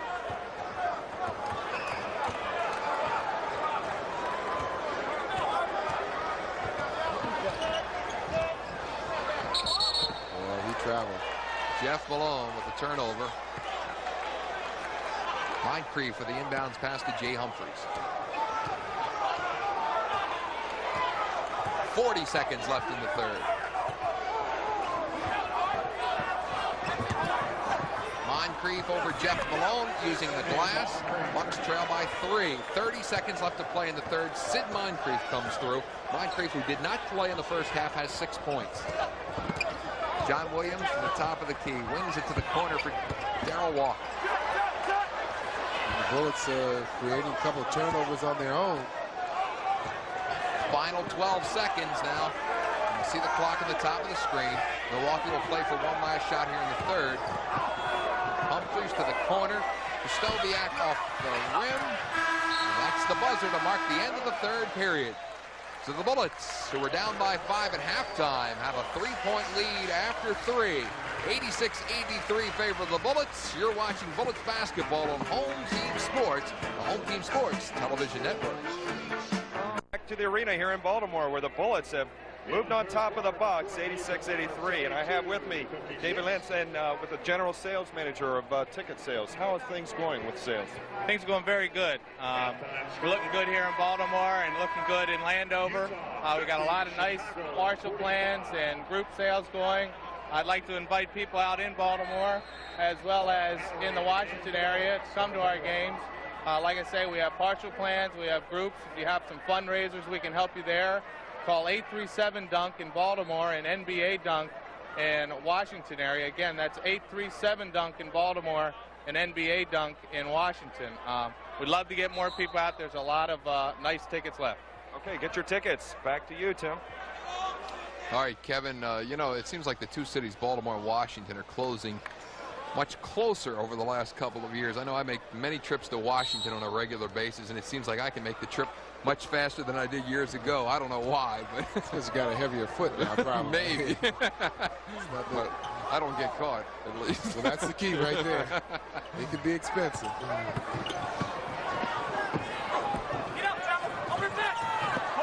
Allery with the ball for the Bullets. Walker ahead to John Williams. A lead pass to Eccles. I believe just about a week ago, John had his career high of 9 assists. I know you said that he had 8 earlier. He may get his career high tonight. Beautiful pass. I don't remember seeing Liddell Eccles in there at all during the third period. He now has 15 points for the game. Off the bat. Milwaukee fighting for the loose ball. Still loose, and John Williams scoops it up. Bounce pass for Liddell Eccles, and he rolls it in. 90-83 Bullets, first minute of play, fourth quarter. Another intangible. John was able to get control of that ball and get it out to Liddell Eccles.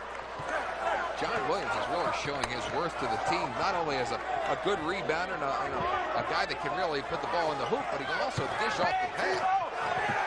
From behind, Cummings was nailed by Darrell Walker.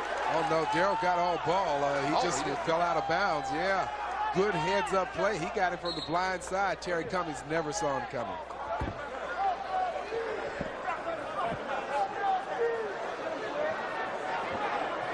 Little wetness on the floor being dried off. Bullets have John Williams on the floor along with Liddell Eccles.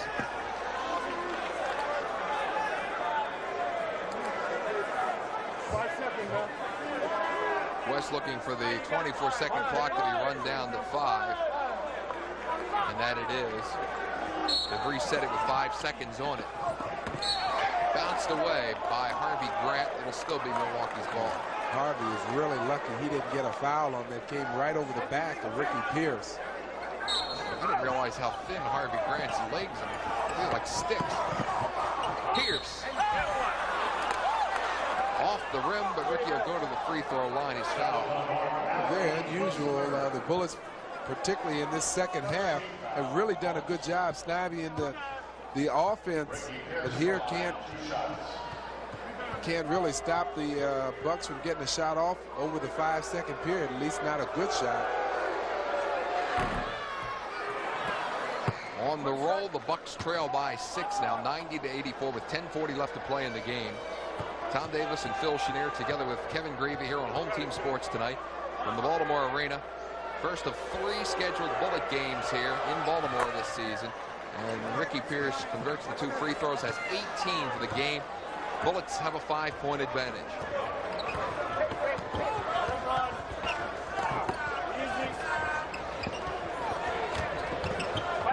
Darrell Walker.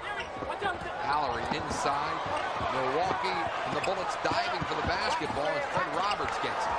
Roberts is being pressed quickly and hard, but Milwaukee manages to get the ball back up court to Terry Cummings. Terry Cummings with a jumper. Well, they've been able to keep him quiet this second half. Certainly don't want in this fourth quarter for him to go wild. Cummings had 21 in the first half. Those 2 make it 25, so he's been held to 4 points since the intermission. 90-87 Bullets. Under 10 to go in the game. Harvey Grant. All net. 92-87 Bullets. Harvey Grant with 8.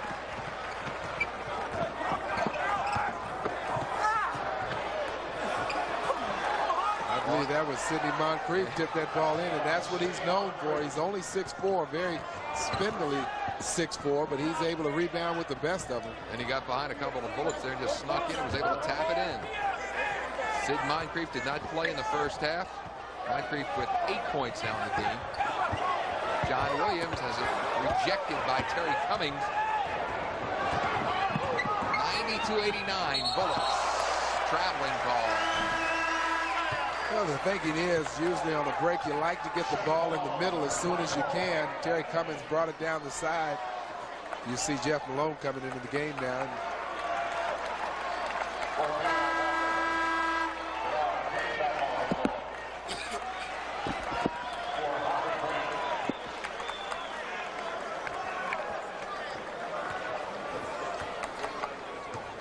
Bernard King comes back into the game for the Bullets. King has not had what we call a good night. In fact, he spent a good portion of it on the bench.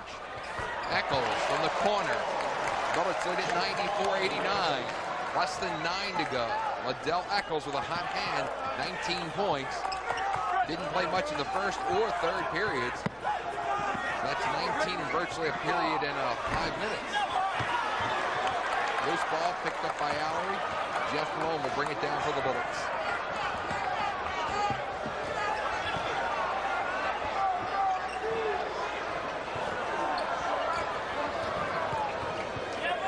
John Williams inside for Allery. Off the glass and it goes. And they call it no. He just couldn't pull his hand down. Don't know if that ball was going to fall anyway, but it was too tempting. Mark Allery tipping his own ball in. Good pass from John Williams once again. Watch the ball just lay there. Good call from the official, though.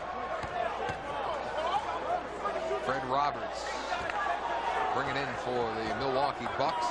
Paul Pressey bringing it up the floor, guarded by Jeff Malone. Terry Cummings picked up by John Williams. Ricky Pierce hit the rim. Bernard King gets the rebound. Whistle on the call. Let's see who the foul's against. That was Fred Roberts. Fred Roberts charged with a foul. It was a good, strong rebound from Bernard. Roberts' second foul. 94-89 Bullets. 8 minutes left to play in this game. Liddell Eccles at the top of the key, guarded by Moncrief. Jeff Malone off the screen, hits the rim. Cummings brings it down, feeds to Moncrief on a drive over top of Jeff Malone, who was able to cover it. See what the call is here. Where are the fouls? Well, they're going to call the foul on Jeff, I'm sure, but it sure looked like a good block. Take a second look. He looked like he got his hand up there and covered that ball, didn't he? He really went up. Great defensive play from Jeff Malone. Moncrief will get a couple of shots here. I thought he had the block.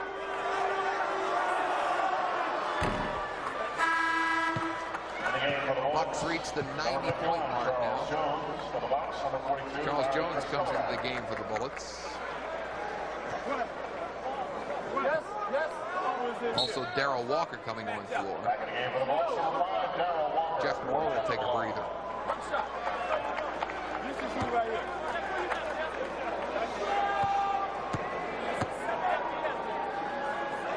Bullets lead at 94-91. 7:52 left to play in the game. 10 points for Sid Moncrief, who did not see any playing time at all during the first half. King for Allery. Milwaukee brings it down. Paul Pressey. Terry Cummings. Bullets get it back. Liddell Eccles looking to feed it off and does. The Walker ahead for Charles Jones, and it gets knocked out by Milwaukee. Couldn't get the handle on that ball. Bullets knocked it. I thought that was the Bullets ball. I really did. Pressey to bring it up now for Milwaukee.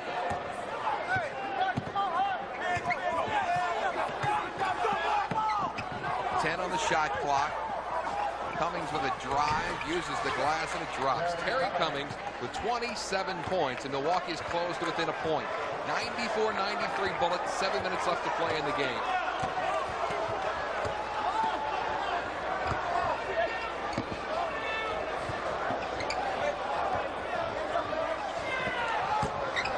Bernard King on the drive, whistle blows.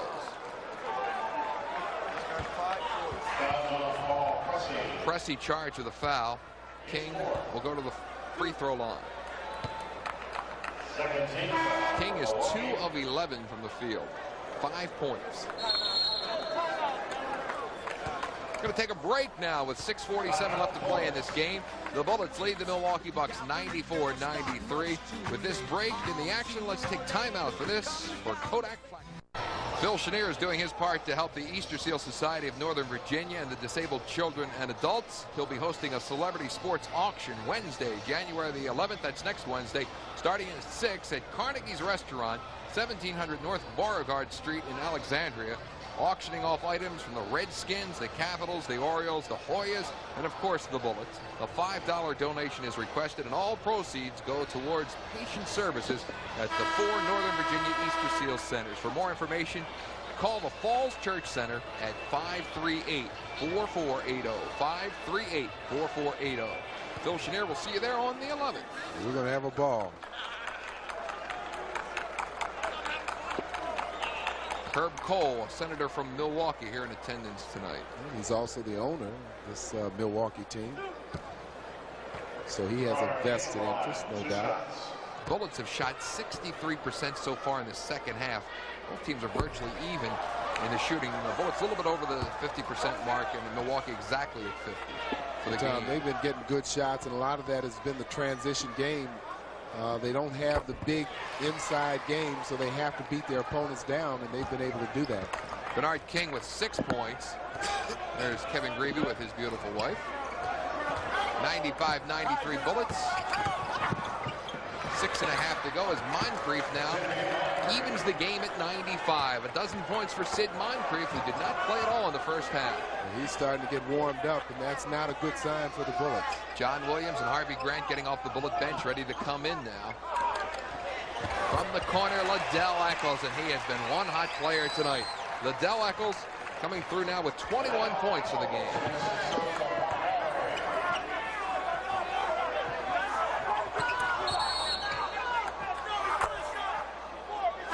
Defense.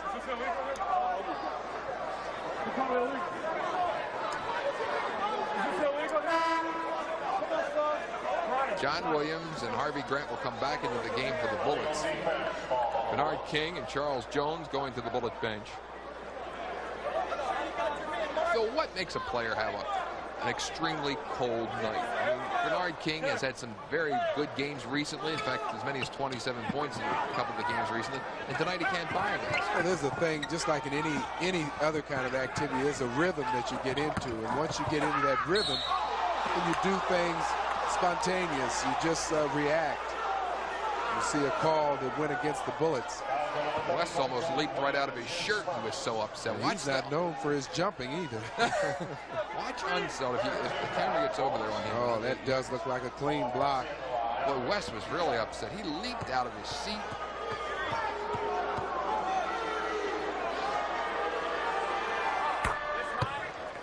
Next shot can tie the game at 97. Paul Pressey at the free throw line. Pressey with 7, game tied at 97. Just under 6 left to play. I saw Mark Allery step in the lane way too soon. Here's John Williams for the Bullets. Mark Allery to the corner for Liddell Eccles, who has had the hot hand with 21.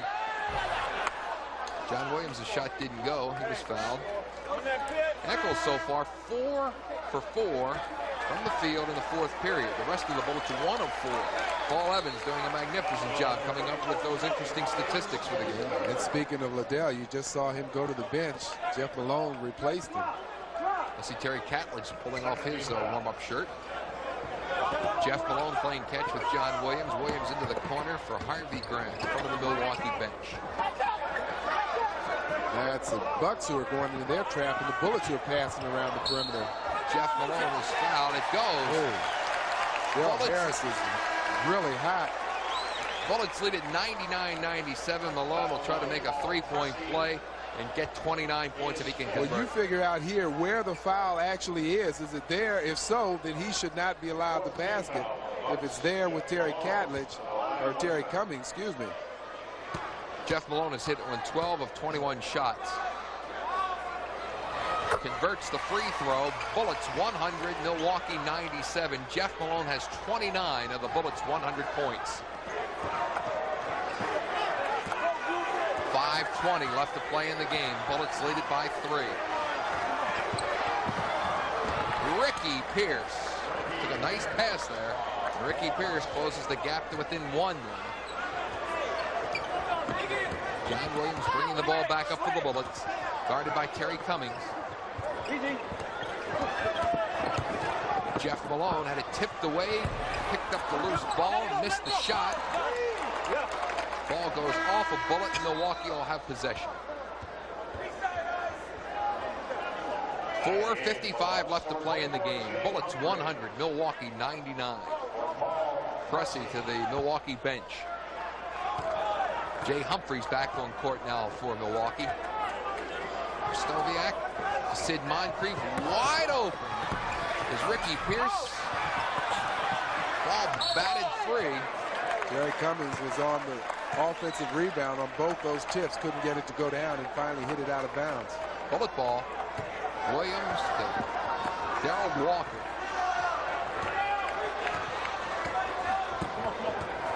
Celtics tonight beat Charlotte 115-92, by the way. Harvey Grant off the rim. Terry Cummings brings it down for the Bucks. 11 rebounds for Terry Cummings. Jay Humphries works it to the corner. Pierce finds a wide open Sid Moncrief, and the Bucks lead it 101-100 with 4:14 left to play. 14 points for Moncrief all in the second half.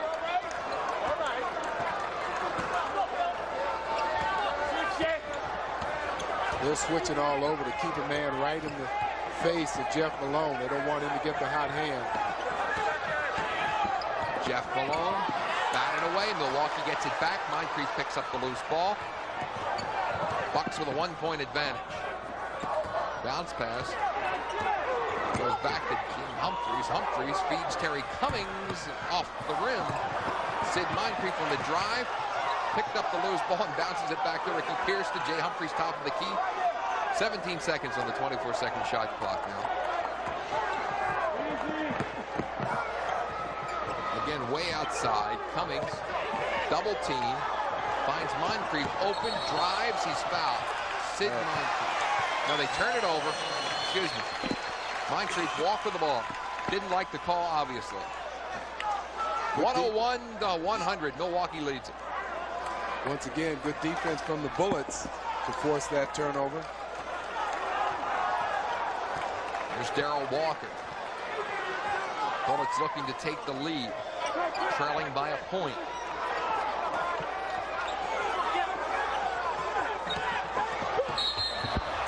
Jeff Malone is fouled. He'll go to the free throw line. He'll have a chance to put the Bullets on top by a point. Well, I said from the start that the Bucks really wanted to try and keep the ball out of Jeff's hands, not allow him any opening space. Jeff is creating plays on his own and getting the job done. Come back to the Baltimore Arena where the Bucks have taken a 1-point lead, 101-100 over the Bullets. But don't let that say anything. The Bullets have been playing terrific. They have getting performance out of everyone. The bench has performed very well, particularly Liddell Eccles. But I think they got to go to Jeff. Jeff's got to come off these picks. He did just the last possession where he got fouled. He's going to go to the line for 2 free throws. They got to go to him. They're playing again against a veteran Milwaukee Buck team. And veterans usually execute down the stretch. So the Bullets are just going to have to play great here to pull this game out here at the arena. Let's go back to Phil and Tom. Well, Kevin, Jeff Malone has 29 points and Liddell Eccles with 21. So 50 of the Bullets 100 by 2 players. Rebounding, Milwaukee has out-rebounded the Bullets by 10, 42-32. Terry Cummings and Jack Sickman with 11 apiece. Terry Catledge leads the Bullets with 7. Just under 3 minutes left to play in the game. Milwaukee leads by a point. Jeff Malone with his 30th point ties the game at 101.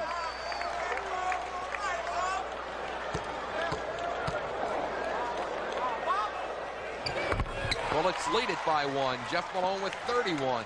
102-101 Bullets. Terry Cummings looking for help. Finds Jay Humphries.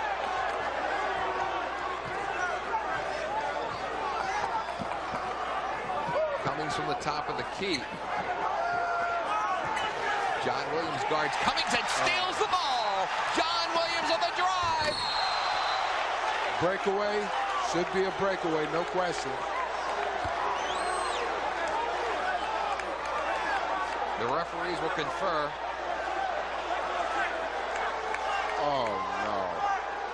You going to call a foul? Well, it's definitely a foul. Look at that. Just stripped the ball cleanly. Now, the breakaway is to stop players from getting in dangerous situations where they can get hurt. He's coming from behind, clearly a breakaway, but they're not going to give it to him. So John Williams gets a chance for 2. Well, Tom, we ought to tell our fans that the breakaway foul would not only give John the 2 shots, but it would give the possession of the ball back to the Bullets. And that's not going to happen on this case. Williams misses a free throw.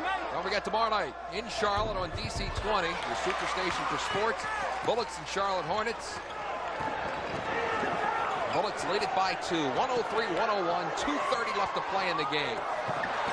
Oh, he traveled. Call the travel on Ricky Pierce. Bullets basketball. Well, they got me making the calls now. I still can't see how that last one was not a breakaway. John Williams was clearly in front of his opponent, and Terry Cummings fouled him from behind. Bullets lead by 2. John Williams drives, puts it up, rejected. Williams gets it way out. Jeff Malone's got to retreat to get it at midcourt and does. Sid Moncrief guards Jeff Malone. Malone sticks it up in the air, stripped away. Everybody fights for it. Bullet basketball. And there was just 1 second left on the 24-second clock. The Bullets will get 5 seconds to start off with. Did it appear to you that the officials were looking at one another to make the call? I think so. I couldn't tell who hit the ball, and I think they were probably in just as much doubt. Bullets have to put it up quickly, though. John Williams hit the rim. 2 minutes left to play in this game. Bullets up by 2, and Jay Humphries has the ball for Milwaukee. Stoviak, the Moncrief, Sidney dishes off Ricky Pierce. It rolls in. Game tied at 103. Ricky Pierce with 22.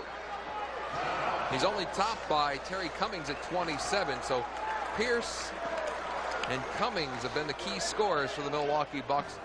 So don't go away. 1:47 left to play in this game. Milwaukee and the Bullets tied at 103. Davis, Phil Chenier, and Kevin Greavy back again at the Baltimore Civic Center. Harvey Grant has the ball stripped away. With the game tied at 103, 1:30 left, Milwaukee has possession. Jay Humphries has it for the Bucks.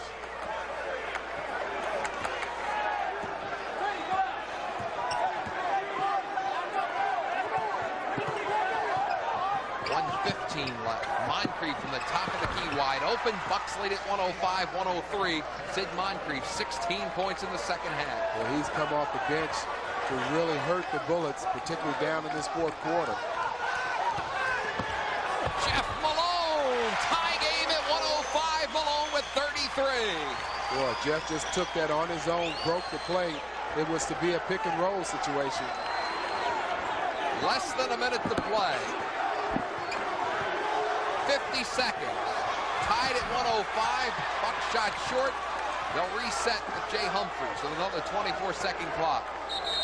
Whistle blows. Del Harris calls timeout for Milwaukee. Don't forget the Bullets return to home team sports next Tuesday night at 7:30 when the Denver Nuggets come to the Capitol Center. The evening gets underway at 7 with the Merchants Tire Bullets Report with Phil and Kevin as they update you from news around the NBA. And they'll be taking your phone calls also here on Home Team Sports. Just want to remind everybody that was unable to attend this game, that may be watching on Home Team Sports, that possibly bought a ticket for the game tonight because of the snowstorm and all today in Baltimore.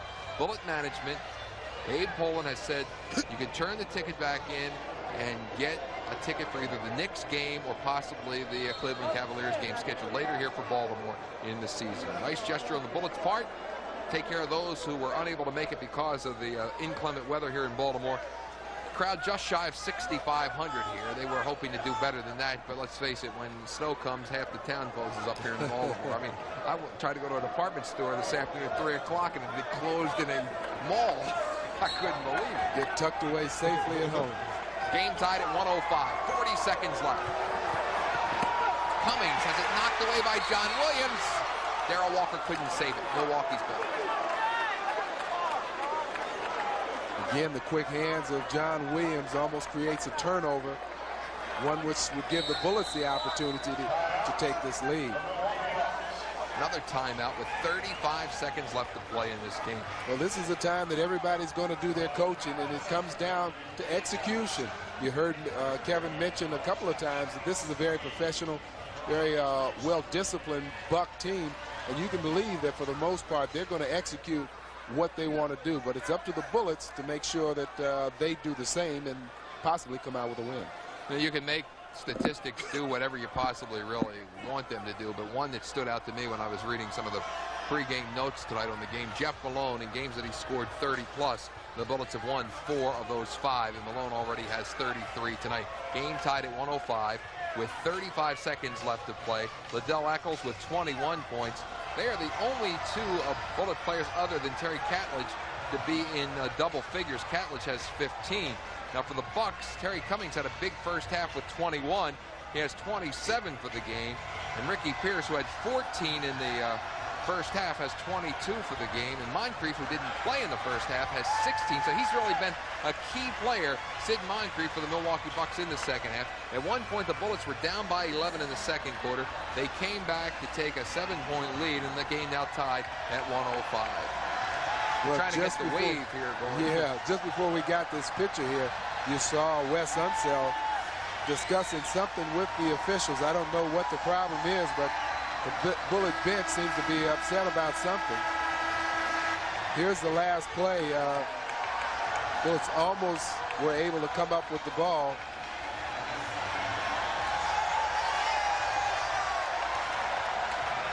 See if we're there. We go. We're starting to run it. They want to isolate Terry Cummings, which they do against John Williams, but the quick hands of John strips the ball. Darrell has it, and there he's out of bounds. Evidently, they want the 24-second clock reset, and it has been reset. 24-second clock has been reset. Milwaukee will have possession. 35 seconds left to play. I don't know why Darrell didn't have possession of the ball, so the 24-second clock really should not be set.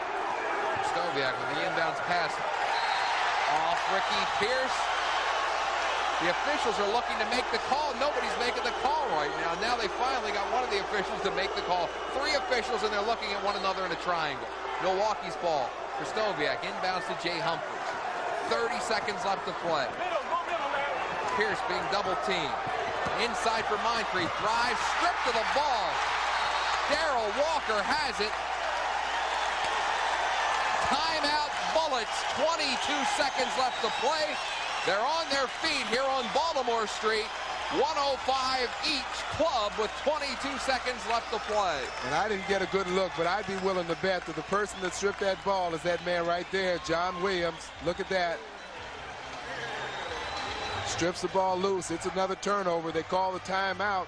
The Bullets wanted it before anybody put the ball on the floor so that they could have the option of getting the ball at half court. We'll see if they get that option. Don't forget, tomorrow night, Bullets in Charlotte to take on the Hornets. That game can be seen live on DC20, your superstation for sports in Washington. Phil and I will be down there in Charlotte, North Carolina. Mel Proctor on another assignment. He'll return to the Bullets broadcasting team coming up on Tuesday night.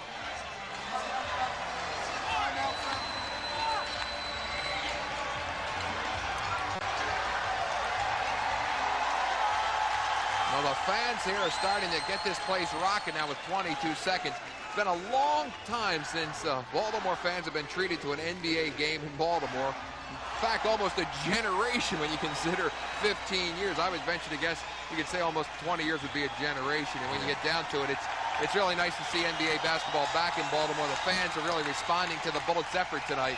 Tied at 105 with 22 seconds. And let's go over to the basket now. Kevin Greavy's right underneath the basket. Kevin? What the Bullets have got to do now is they got 22 seconds on the shot clock. Tied 105. Work the ball down to about 5 or 6 seconds. Make sure they don't take the shot too soon. Really, they can play to tie. They have nothing to lose. They can take the game to overtime. They don't want to shoot the ball too soon. Let's hope that the Bullets execute this play. With 22 seconds left to play in the game, the shot clock is off, obviously. Bullets will have the ball. Sometimes inbounding the ball is the toughest part. Here's Jeff Malone, who has 33 points. They're on their feet now at the Baltimore Civic Center. Watch the clock in the top of the screen. Eccles, who's had a hot hand. Final 10 seconds. Eccles hung up, gives the ball to John Williams. Williams to the corner. Harvey Grant off the rim. There goes the buzzer, and we're going to overtime, tied at 105. Overtime in Baltimore. Did the Bullets work their best shot? I don't know if they did, but we'll have to discuss that after this break. But they certainly got a good shot. Harvey Grant's a good shooter, and that's his spot. We'll be back with the start of the overtime period in just a moment. As we go to the overtime period here in Baltimore, I'm joined now by Kevin Greavy. Phil Schneer's had a problem with a sore throat throughout this game, so he's going to take a little rest. And if it goes to a second overtime, maybe he'll be back. But he's got a game tomorrow night in Charlotte, so Phil's going to take it a little bit easy. And now joined by Kevin Greavy. And Kevin, when you get down to it, I'm wondering whether the Bullets went for their best shot there in the final 22 seconds. That's not the shot that they wanted to get. I'm certain of that. What happened, they double-teamed Jeff Malone. Eccles got the ball. They double-teamed him and just forced the ball to someone else who did want to shoot it. Now, Harvey Grant had a good shot. There's no question about that. That's right there in his range, and I know he'd love to have that one back. But that's not what they were trying to get. But you have to take what the defense gives you, and the Bullets did just that, and they did a good job moving the ball. After one period of play, Milwaukee led this game 33-26. They had a 5-point advantage at halftime, 60-55. And then the Bullets grabbed the lead after 3 periods of play, 86-83, and now going to overtime tied at 105. Bullets at one point were down by 11 in this game. Got to give Sid Moncrief a lot of credit for his play in the second half. Didn't see any playing time in the first half of this game and has really stepped it up for Milwaukee. Listen, you're seeing vintage Sidney Moncrief. I played with him for 2 years. He's the hardest working pro, bar none, of anyone I ever played with. And it's unfortunate that he's had these rash of injuries late here in his career because it has affected his production. But don't count Sidney out. He is a real gutsy pro. Bucks with the ball. Jay Humphries guarded by Darrell Walker over to Moncrief, top of the key. Terry Cummings with a jumper. Off the rim, fought for and batted back out. Bullets get it. John Williams to the corner. Harvey Grant loses it. Bucks ball. You know, the Bullets didn't really have anything there. John Williams kind of forced that action. They have the fast break. They go ahead and take it. That time, they really didn't have the numbers on the Bucks. They should have pulled it back out and set up a play.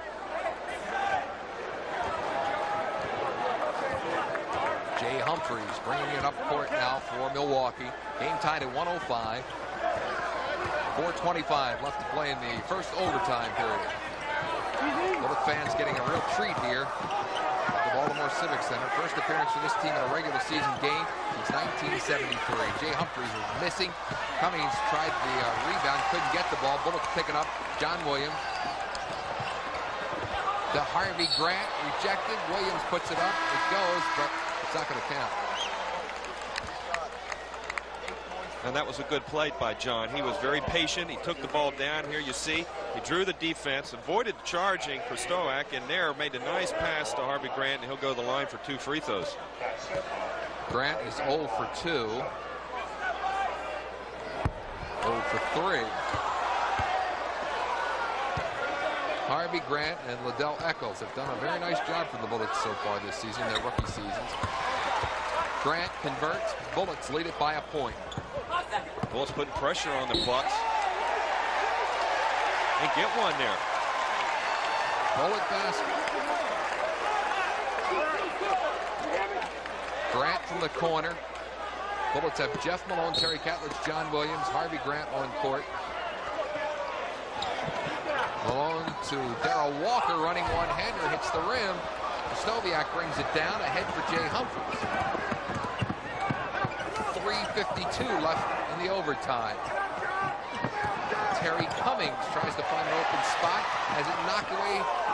Sikma fought for it.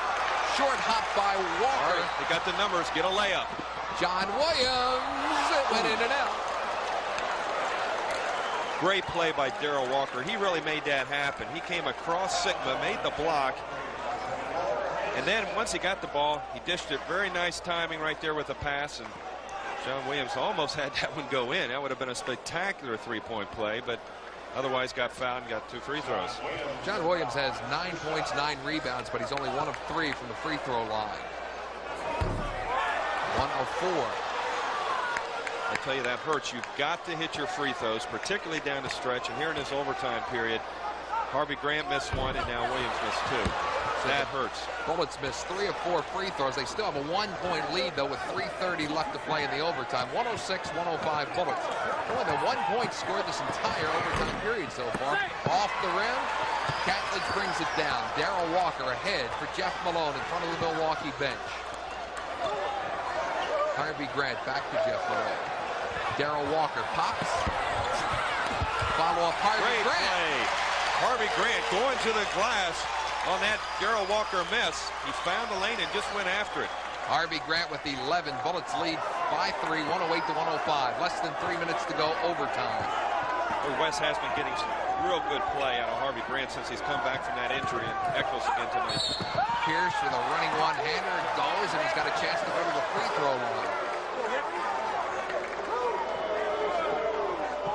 We've seen a lot of three-point plays here tonight, and here we're going to see one by Ricky Pierce as he takes the lane, goes up, no question about that. Fender was leaning before he took the shot. Here we get another look at it. You see Catledge moving. He was not stationary. You've got to be stationary to take that charge. 4 fouls on Terry Catledge. 24 points for Ricky Pierce. 25 for Pierce. Game retied now at 108. Ricky Pierce with a 3-point play. Well, let's slow the pace a little. John Williams picked up by Terry Cummings. 34 guarding 34. Malone, double team. Over Sigma, hit the rim, ball batted free. Let's see if Catledge saves it. No. Well, they say the Bullets get the ball out of bounds. I'm not so sure about that. I think they got a break there. It looked like it went off one of the Bullet players, but they're giving it to the Bullets underneath.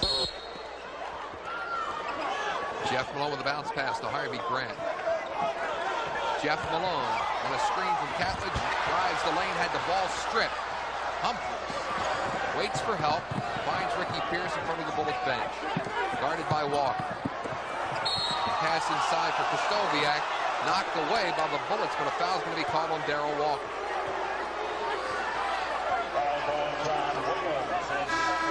Oh, excuse me, they're calling on John Williams, but Darrell Walker was making the big stink. Krzysztofiak went into his move. There he had good low post position. Decided to take the ball to the middle and right across the arm.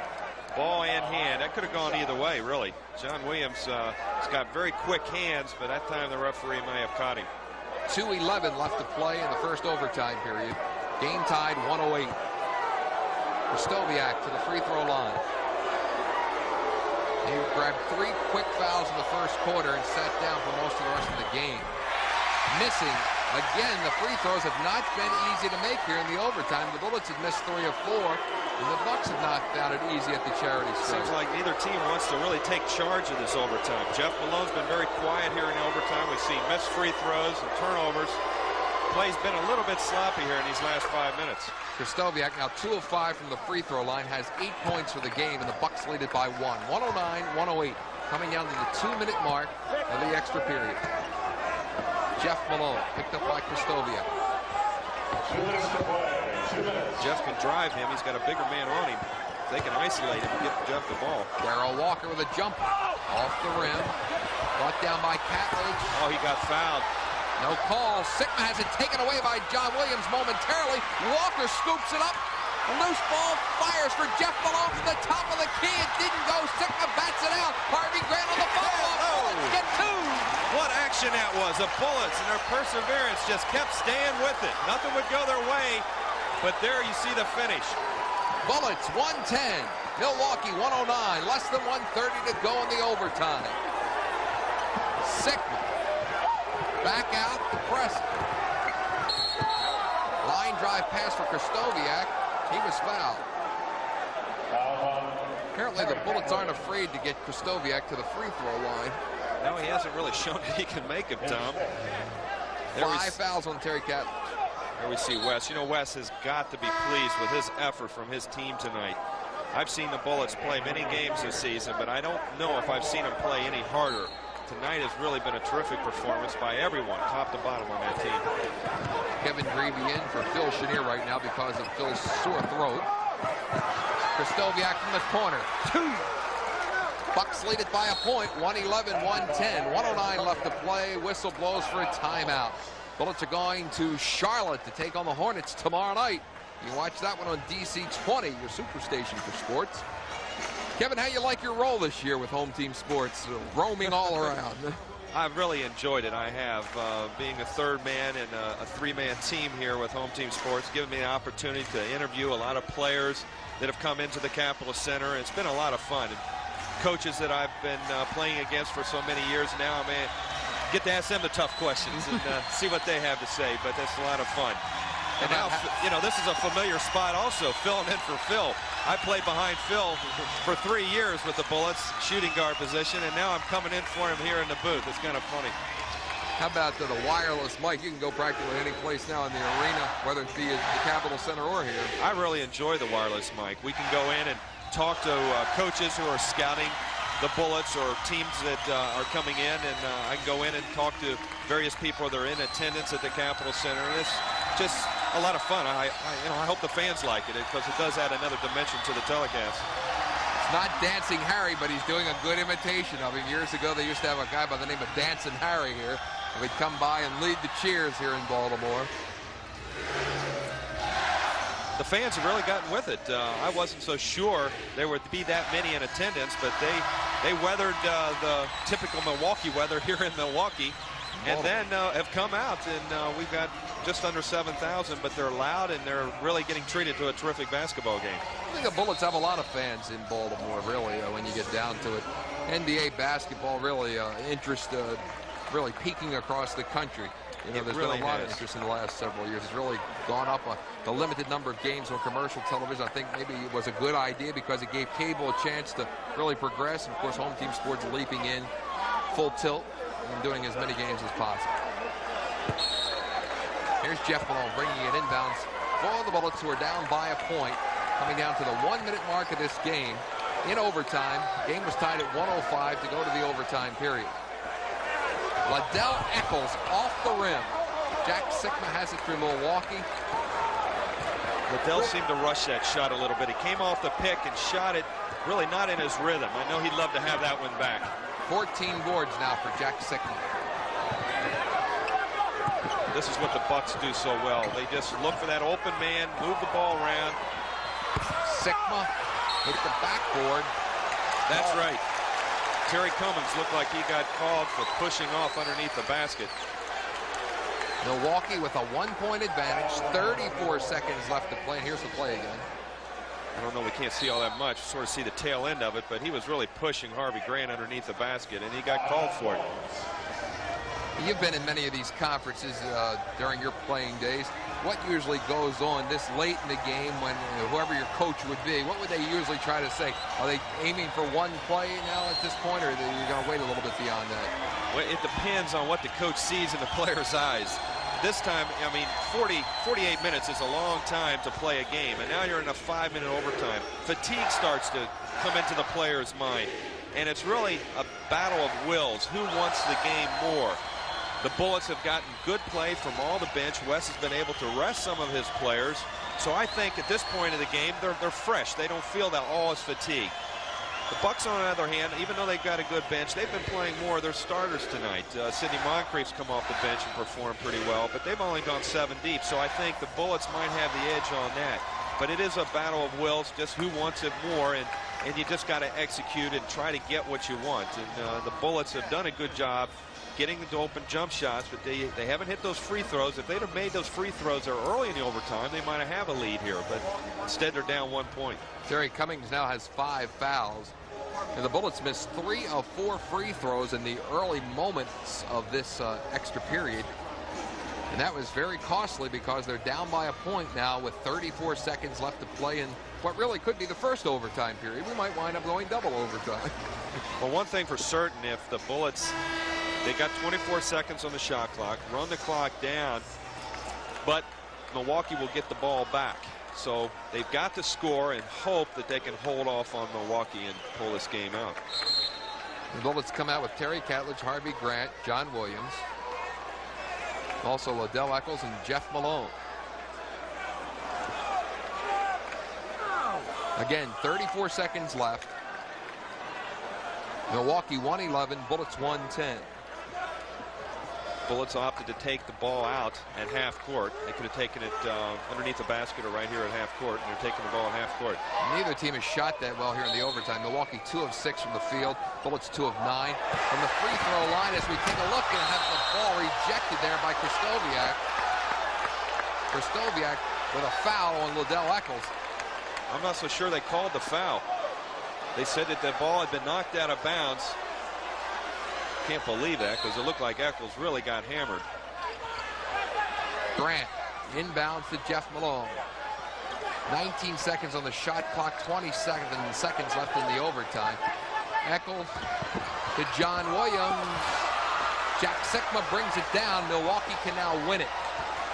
Shot clock off. Forced to foul. They want to foul the worst free throw shooter out there. That's not Sikma. Don't foul Sikma. He's a 92% free throw shooter.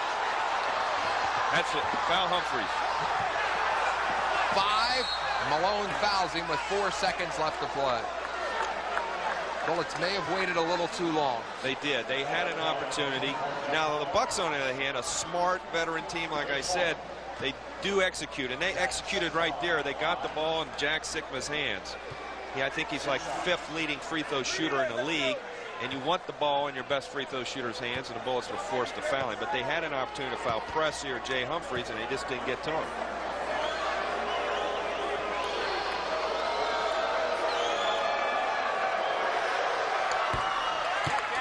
Bucks now lead it 112 to 110 with 4 seconds left to play. Sikma has 9 points and 15 rebounds. 15 rebounds and 9 points. 3-point Buck lead with 4 seconds left to play and a Bullet timeout. You know, the free throw shooting really hurt the Bullets here in the overtime period. They're only 1 of 4 from the free throw line. John Williams missed back-to-backers. And you can't point the finger strictly to that. The Bullets came back from an 11-point deficit at 1 point in the second period to grab a 6-point lead in this game. And now they're trailing by 3 with 4 seconds left to play in the overtime period. Yeah, unfortunately, Tom, though, the Bullets are not looking for moral victories. They're 8-19. They need a win here in Baltimore, and it doesn't look like they're going to get it. I don't want to count them short yet. There's 4 seconds left, and they're down to the Bucks 113 to 110. It's going to take a 3-pointer to tie this game. But they have played very, very well. They played very hard. However, they run into a Bucks team that has won 8 of their last 11 games, 5 of their last 6, and they've just been playing superb. And any other team tonight in the NBA, and they might have beat them, but the Bucks have played up to their capabilities. Moncrief off the bench after not playing in the first half, 16 points so far. Ricky Pierce has 25, and Terry Cummings, who had a big first half, 21 points, has 27 for the game. Bullets have been led by Jeff Malone's 33, Liddell Eccles 21, and Harvey Grant with 13 points, and also Terry Catledge has 15. In the free throw shooting in the overtime, Bullets 1 of 4. Milwaukee has made 4 of 5. Well, now we got to wonder who the Bullets are going to go to at the 3-point line. Bullets happen to not have any great 3-point shooters in their artillery, but Jeff Malone is capable. Mark Allery's in the game. He's a good 3-point shooter. And John Williams and Eccles have both made 3-pointers this year. Harvey Grant looking to inbound it. Does to Jeff Malone. Sikma fouls it. Well, the Bucks there opted to not to let the ball get out of Jeff's hands. They just fouled really intentionally there and said, hey, you can only make 2 at the free throw line. We're not going to let you get one off and beat us here. Smart play by Milwaukee. I guess a lot of teams learned a lesson by that shot that Magic Johnson made against the Bullets from mid-court back in Los Angeles a while back, when a foul would have meant at best 2, but his shot from that distance made a 3-point shot and a victory for the Lakers. Larry Bird has beaten the Bullets so many times by hitting that 3-pointer with only seconds left, and where the Bullets didn't opt to foul. Along with 30. Jeff has got to miss this ball now. He's going to take the ball and try to hammer it off the rim and hope that one of his teammates can get the ball back and put it on the glass. That's our only hope. They're down 2 points. They don't need a free throw here. They need a basket. John Williams tipping it up in the air. There's Ellery! Ellery! Mark Ellery with the follow-up. Ties the game at 113. Well, how do you like that? The strategy for Milwaukee backfired. There they wouldn't let Jeff Malone take the 3-pointer. They put him at the line. Jeff makes the first free throw, and then the Bullets get 2 or 3 attempts at tipping the ball in, and it's Ellery that sticks it in. Here we're going to see Jeff intentionally miss the free throw. It's off the glass. John Williams gets a chance. Harvey Grant gets a chance. There's Mark Ellery with a terrific follow tip and to tie the game right at the buzzer. They don't get much more exciting than this, does it? Look at that. Well, Kevin, you also called the strategy there, which was really, a lot of fans may have not even thought of that. It possibly could have happened, which is excellent on your part. Ellery on the follow-up, 113 tie, and we'll go to double overtime. So the fans who were heading for the exits return to their seats. I was in that situation one time where, okay, here it is, 2 seconds, 1, yep, right off the fingertips and in the hoop at the buzzer. Ellery's first points of the night. Well, he'll remember those for a long, long time. It's a great feeling to hit a basket like that, tie the game, 113 all here in the second overtime. But the Bullets, this is the never say die team. There we see Mark Ellery, who had the tip in, but just when you think they're out of it, just when you think they don't have a chance, they have come back from so many deficits this year and really could have thrown in the towel there here in this first overtime, but just a terrific play by Mark. Gets them back in the second overtime. We got 5 more minutes of basketball. Well, Mel Proctor not here tonight because of another assignment. Phil Chenier worked the first 4 quarters, has a sore throat. Of course, he'll be joining me tomorrow night in Charlotte when we go down there with the Bullets and the Hornets. So Phil resting that sore throat, and Kevin Greavy joining us here for the first overtime period and also the second overtime period. Game was tied at 105 after regulation. It's tied at 113 now after the first overtime period.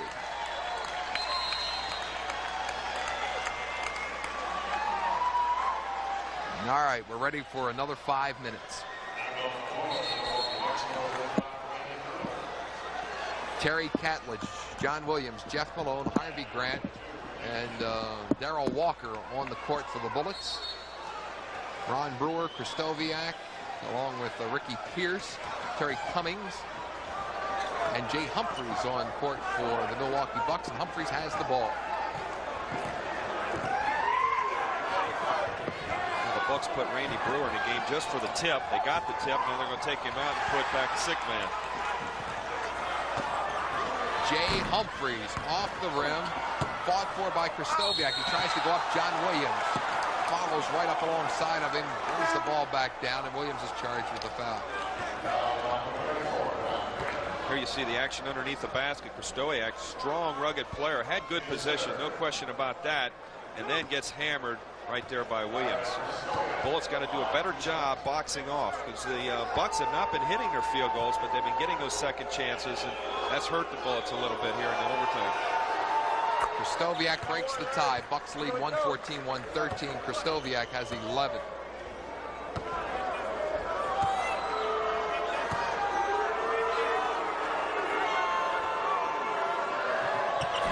Larry misses. Catledge brings it down. Bucks lead by 1. 4:30 to go. Overtime 2. Harvey Grant, guarded by Terry Cummings, gets the ball to Darrell Walker. Jeff Malone for 2. 115-114 Bullets. 4:15 left to go. Double overtime.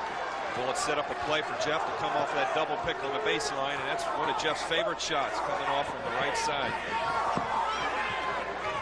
Stoviak to Jay Humphries. Bounce pass for Terry Cummings. Had a cold second half. Had 21 in the first half. Cummings turns, hits the rim. Jack Sickman on the follow-up, and the Bucks lead it 116 to 115. Jack Sickman with a dozen. 3:50 to go. Second overtime. Those offensive rebounds are hurting the Bullets. That's the second time. Stoviak got one, got 2 free throws, and then Sickman. They got to check off. Jeff Malone from the same spot. Ball bounces out now for John Williams. Williams on the drive. Perfect spin on the ball, but the ball didn't go through.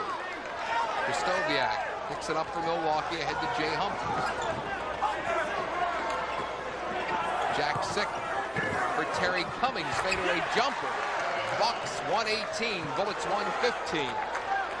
29 points. Terry Cummings, 3:15 left in the second overtime. Bullets need a field goal here. The momentum has changed Milwaukee Bucks way. Now they really need to set up for a good shot.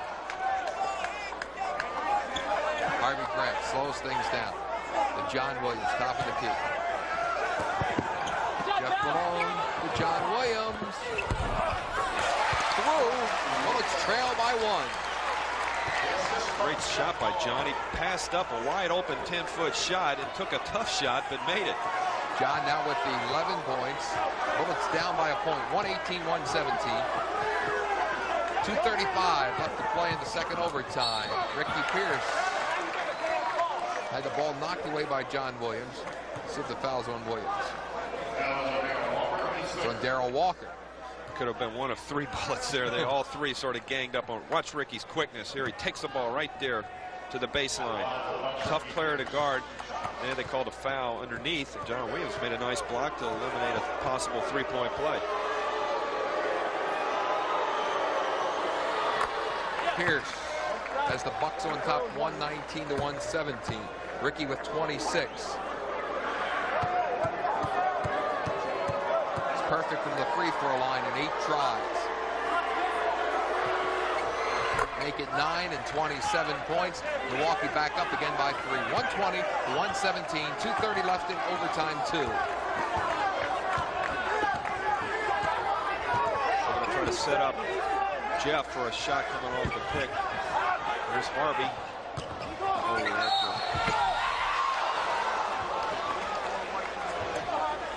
Harvey Grant will go to the free throw line. That's an alert play by Harvey.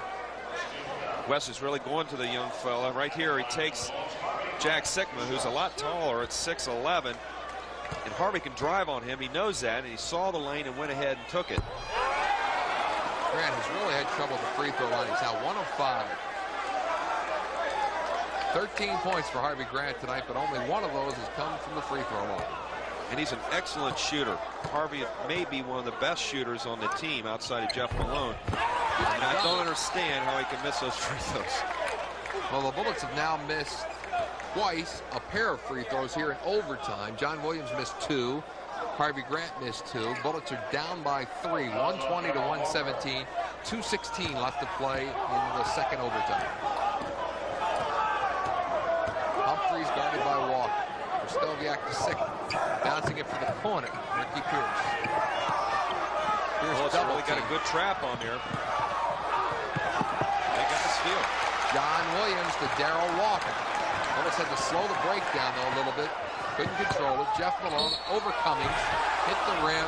Cummings with a foul on Jeff Malone. Jeff, the smart player that he is, drove, and as soon as he felt the contact, he just went up with the shot and got the 2 free throws. Darrell Walker with the penetration. Here you see him go up. The whistle blows, and he just threw the ball up. And of course, through continuation, he gets the 2 free throws. Smart play by Jeff. Terry Cummings fouls out with 29 points and 13 rebounds. 21 of the 29 came in the first half. Malone can close it to within 1 if he makes both free throws. 1. 37 points for Jeff Malone.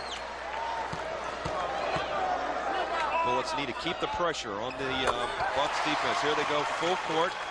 Malone perfect. The Bullets trail by a point. Tipped away by Jeff Malone. Bullets basketball. Great play by Jeff. He tipped the inbounds pass, and then the ball tipped and went off Jay Humphreys out of bounds. 1:50 left in the second overtime. The game was tied at 105 after regulation. 113 after Allery's tip with 1 second left gave the Bullets the 113 tie. And now we're into the second overtime here in Baltimore with Milwaukee leading the Bullets 120 to 119. The Bullets will have the ball when the timeout is over. This youngster here on a Friday night wants to get an early start on cartoon watching tomorrow morning by falling into Lalo. I don't know if they expected this. This is double overtime, and Bullets down by 1 point away from tying this game here in the second overtime. Fans will certainly get their money worth. Tell you what, when you get down to it, this game's probably been one of the most exciting games the Bullets have played this season. Oh, it has. You know, the Bullets have been involved in a lot of close games, but I don't think that the Bullets have played any better for a length of time. They've had spurts this year where they've had maybe 5 or 6 minutes of excellent play, but then they go back into a lull, or they may not hit their shots and find a reason why not to get back down the floor or whatever. But tonight they've just sustained that effort here for what, 50 minutes almost. Grant Fuhr and the Edmonton Oilers come to the Capitol Center to take on the Caps next Friday at 8.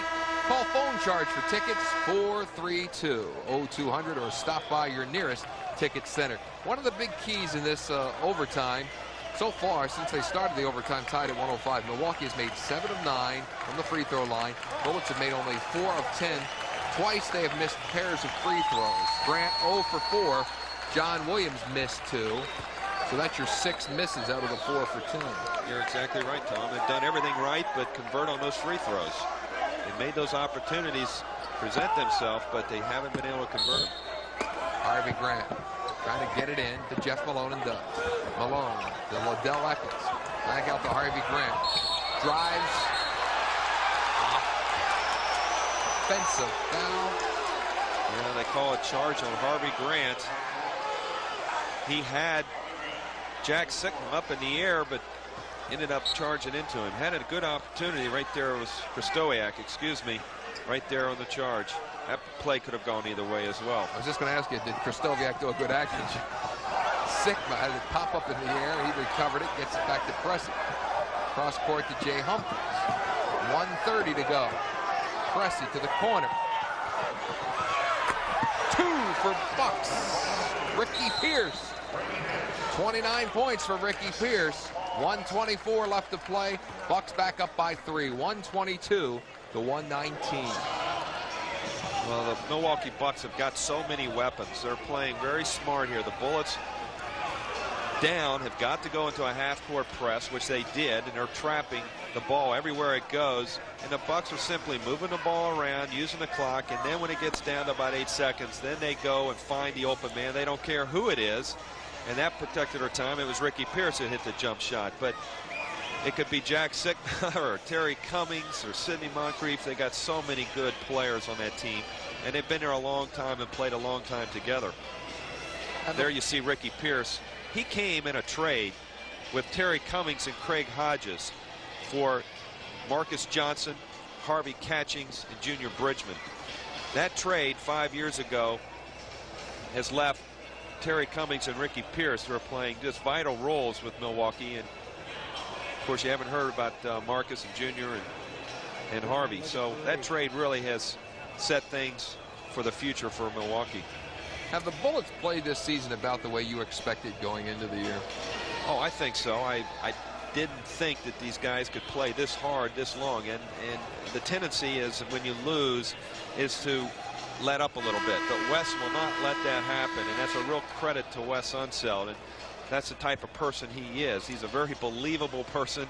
And when he tells you to play hard, these guys are going out and doing that. And when you play hard, good things happen. And I am surprised to see them play as hard as they have, despite having a losing record. But it's fun to come out and see them play like this. And the Bullets are really creating some excitement. They haven't won the games that they like to, just with a 9-19 record, but they have been winning some fans. 1:20 left in the second overtime. Milwaukee leads by 3. Jeff Malone, the jumper. Didn't get the angle or the bounce off the glass there. A running one-hander did not go for Milwaukee. Bullets get it back quickly. Eccles had it stripped by Sigma. Krzysztofiak saves it, picks it up, and Jay Humphreys from behind is nailed there by Liddell Eccles. Both players down on the floor. Eccles charged with a foul. Less than a minute to go now. 58 seconds. 122-119 in favor of the Milwaukee Bucks. After one period, the Bucks led at 33-26. They had a 60-55 advantage at halftime. The Bullets grabbed the three-point lead after 3 periods. The game was tied at 105 after the first overtime, and 113 headed into the second overtime. Actually 105 after regulation, and then 113 after the first overtime period. Humphreys with a free throw.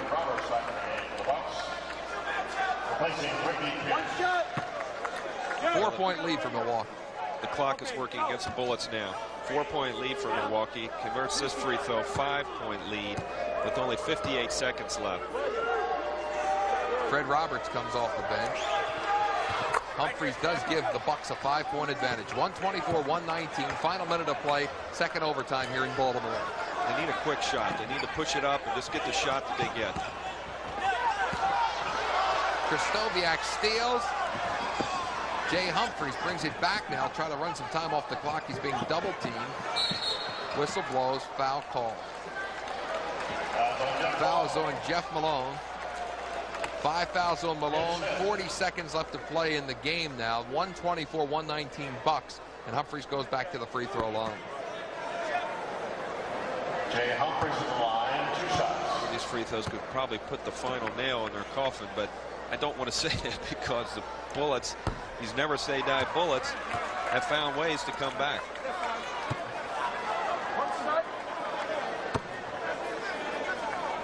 Del Harris had to be a little bit upset that his club was pressed so hard by the Bullets here tonight. Humphreys gives the Bucks a 6-point advantage, 125-119. John Williams for 3, short. Jack Sickman with the ball for Milwaukee. Final 26 seconds. Bulls got a foul. Humphreys will go back to the free throw line. Foul on Harvey Grant. 6-point Buck lead, 19 seconds left. An interesting game, excitement here at the Baltimore Arena. First appearance for the Bullets since 1973 here in this place during the regular season. Been some great moments. I joined the Bullets after they had left Baltimore. We're playing our home games at the Capitol Center. But I remember watching some of those great matchups on TV. Dave DeBuscher, and Earl Monroe, and Willis Reed, Bill Bradley, and Barnett. Playing against those Bullets. Those matchups were great. Bullets and the Knicks really matched up well. Liddell Eccles for 2, 126-121. 9 seconds left. 5-point Buck lead.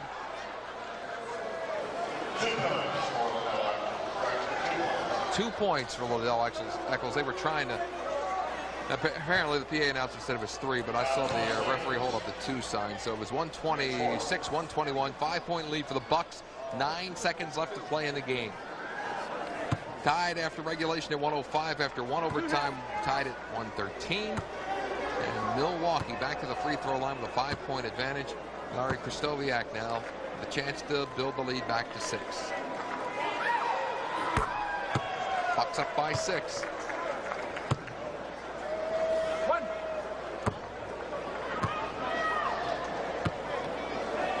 Phil Chenier resting his sore throat. Kevin Greavy joining us for the overtime here on Home Team Sports. I stepped in, but we didn't get the win. 7-point Buck lead, 128-121. Harvey Grant wide right. That'll be it. The Milwaukee Bucks beat the Bullets in double overtime, 128-121, as the Bullets return to Baltimore for the first time since 1973. Back with a recap recaps and final comments when Home Team Sports coverage of the Bullets continues live from the Baltimore Arena in just a moment. Well, welcome back to the Baltimore Arena. Tom Davis together with Kevin Greavy and Phil Chenier. Phil has departed because of a sore throat and will be joining us tomorrow night on DC 20 when the Bullets are in Charlotte for their game down there. But tonight the Bullets lost a tough one, 128 to 121 to the Milwaukee Bucks, going to double overtime. And when you get down to it, Kevin, this is the type of game that would have been maybe a little bit of a good booster for the Bullets had they been able to pull off a victory. Well, it sure would have, because they were playing a very good basketball team, the Milwaukee Bucks, a veteran team with a lot of firepower, coming in here playing on all cylinders, winning 8 of their last 11 games, and here they take them to double overtime.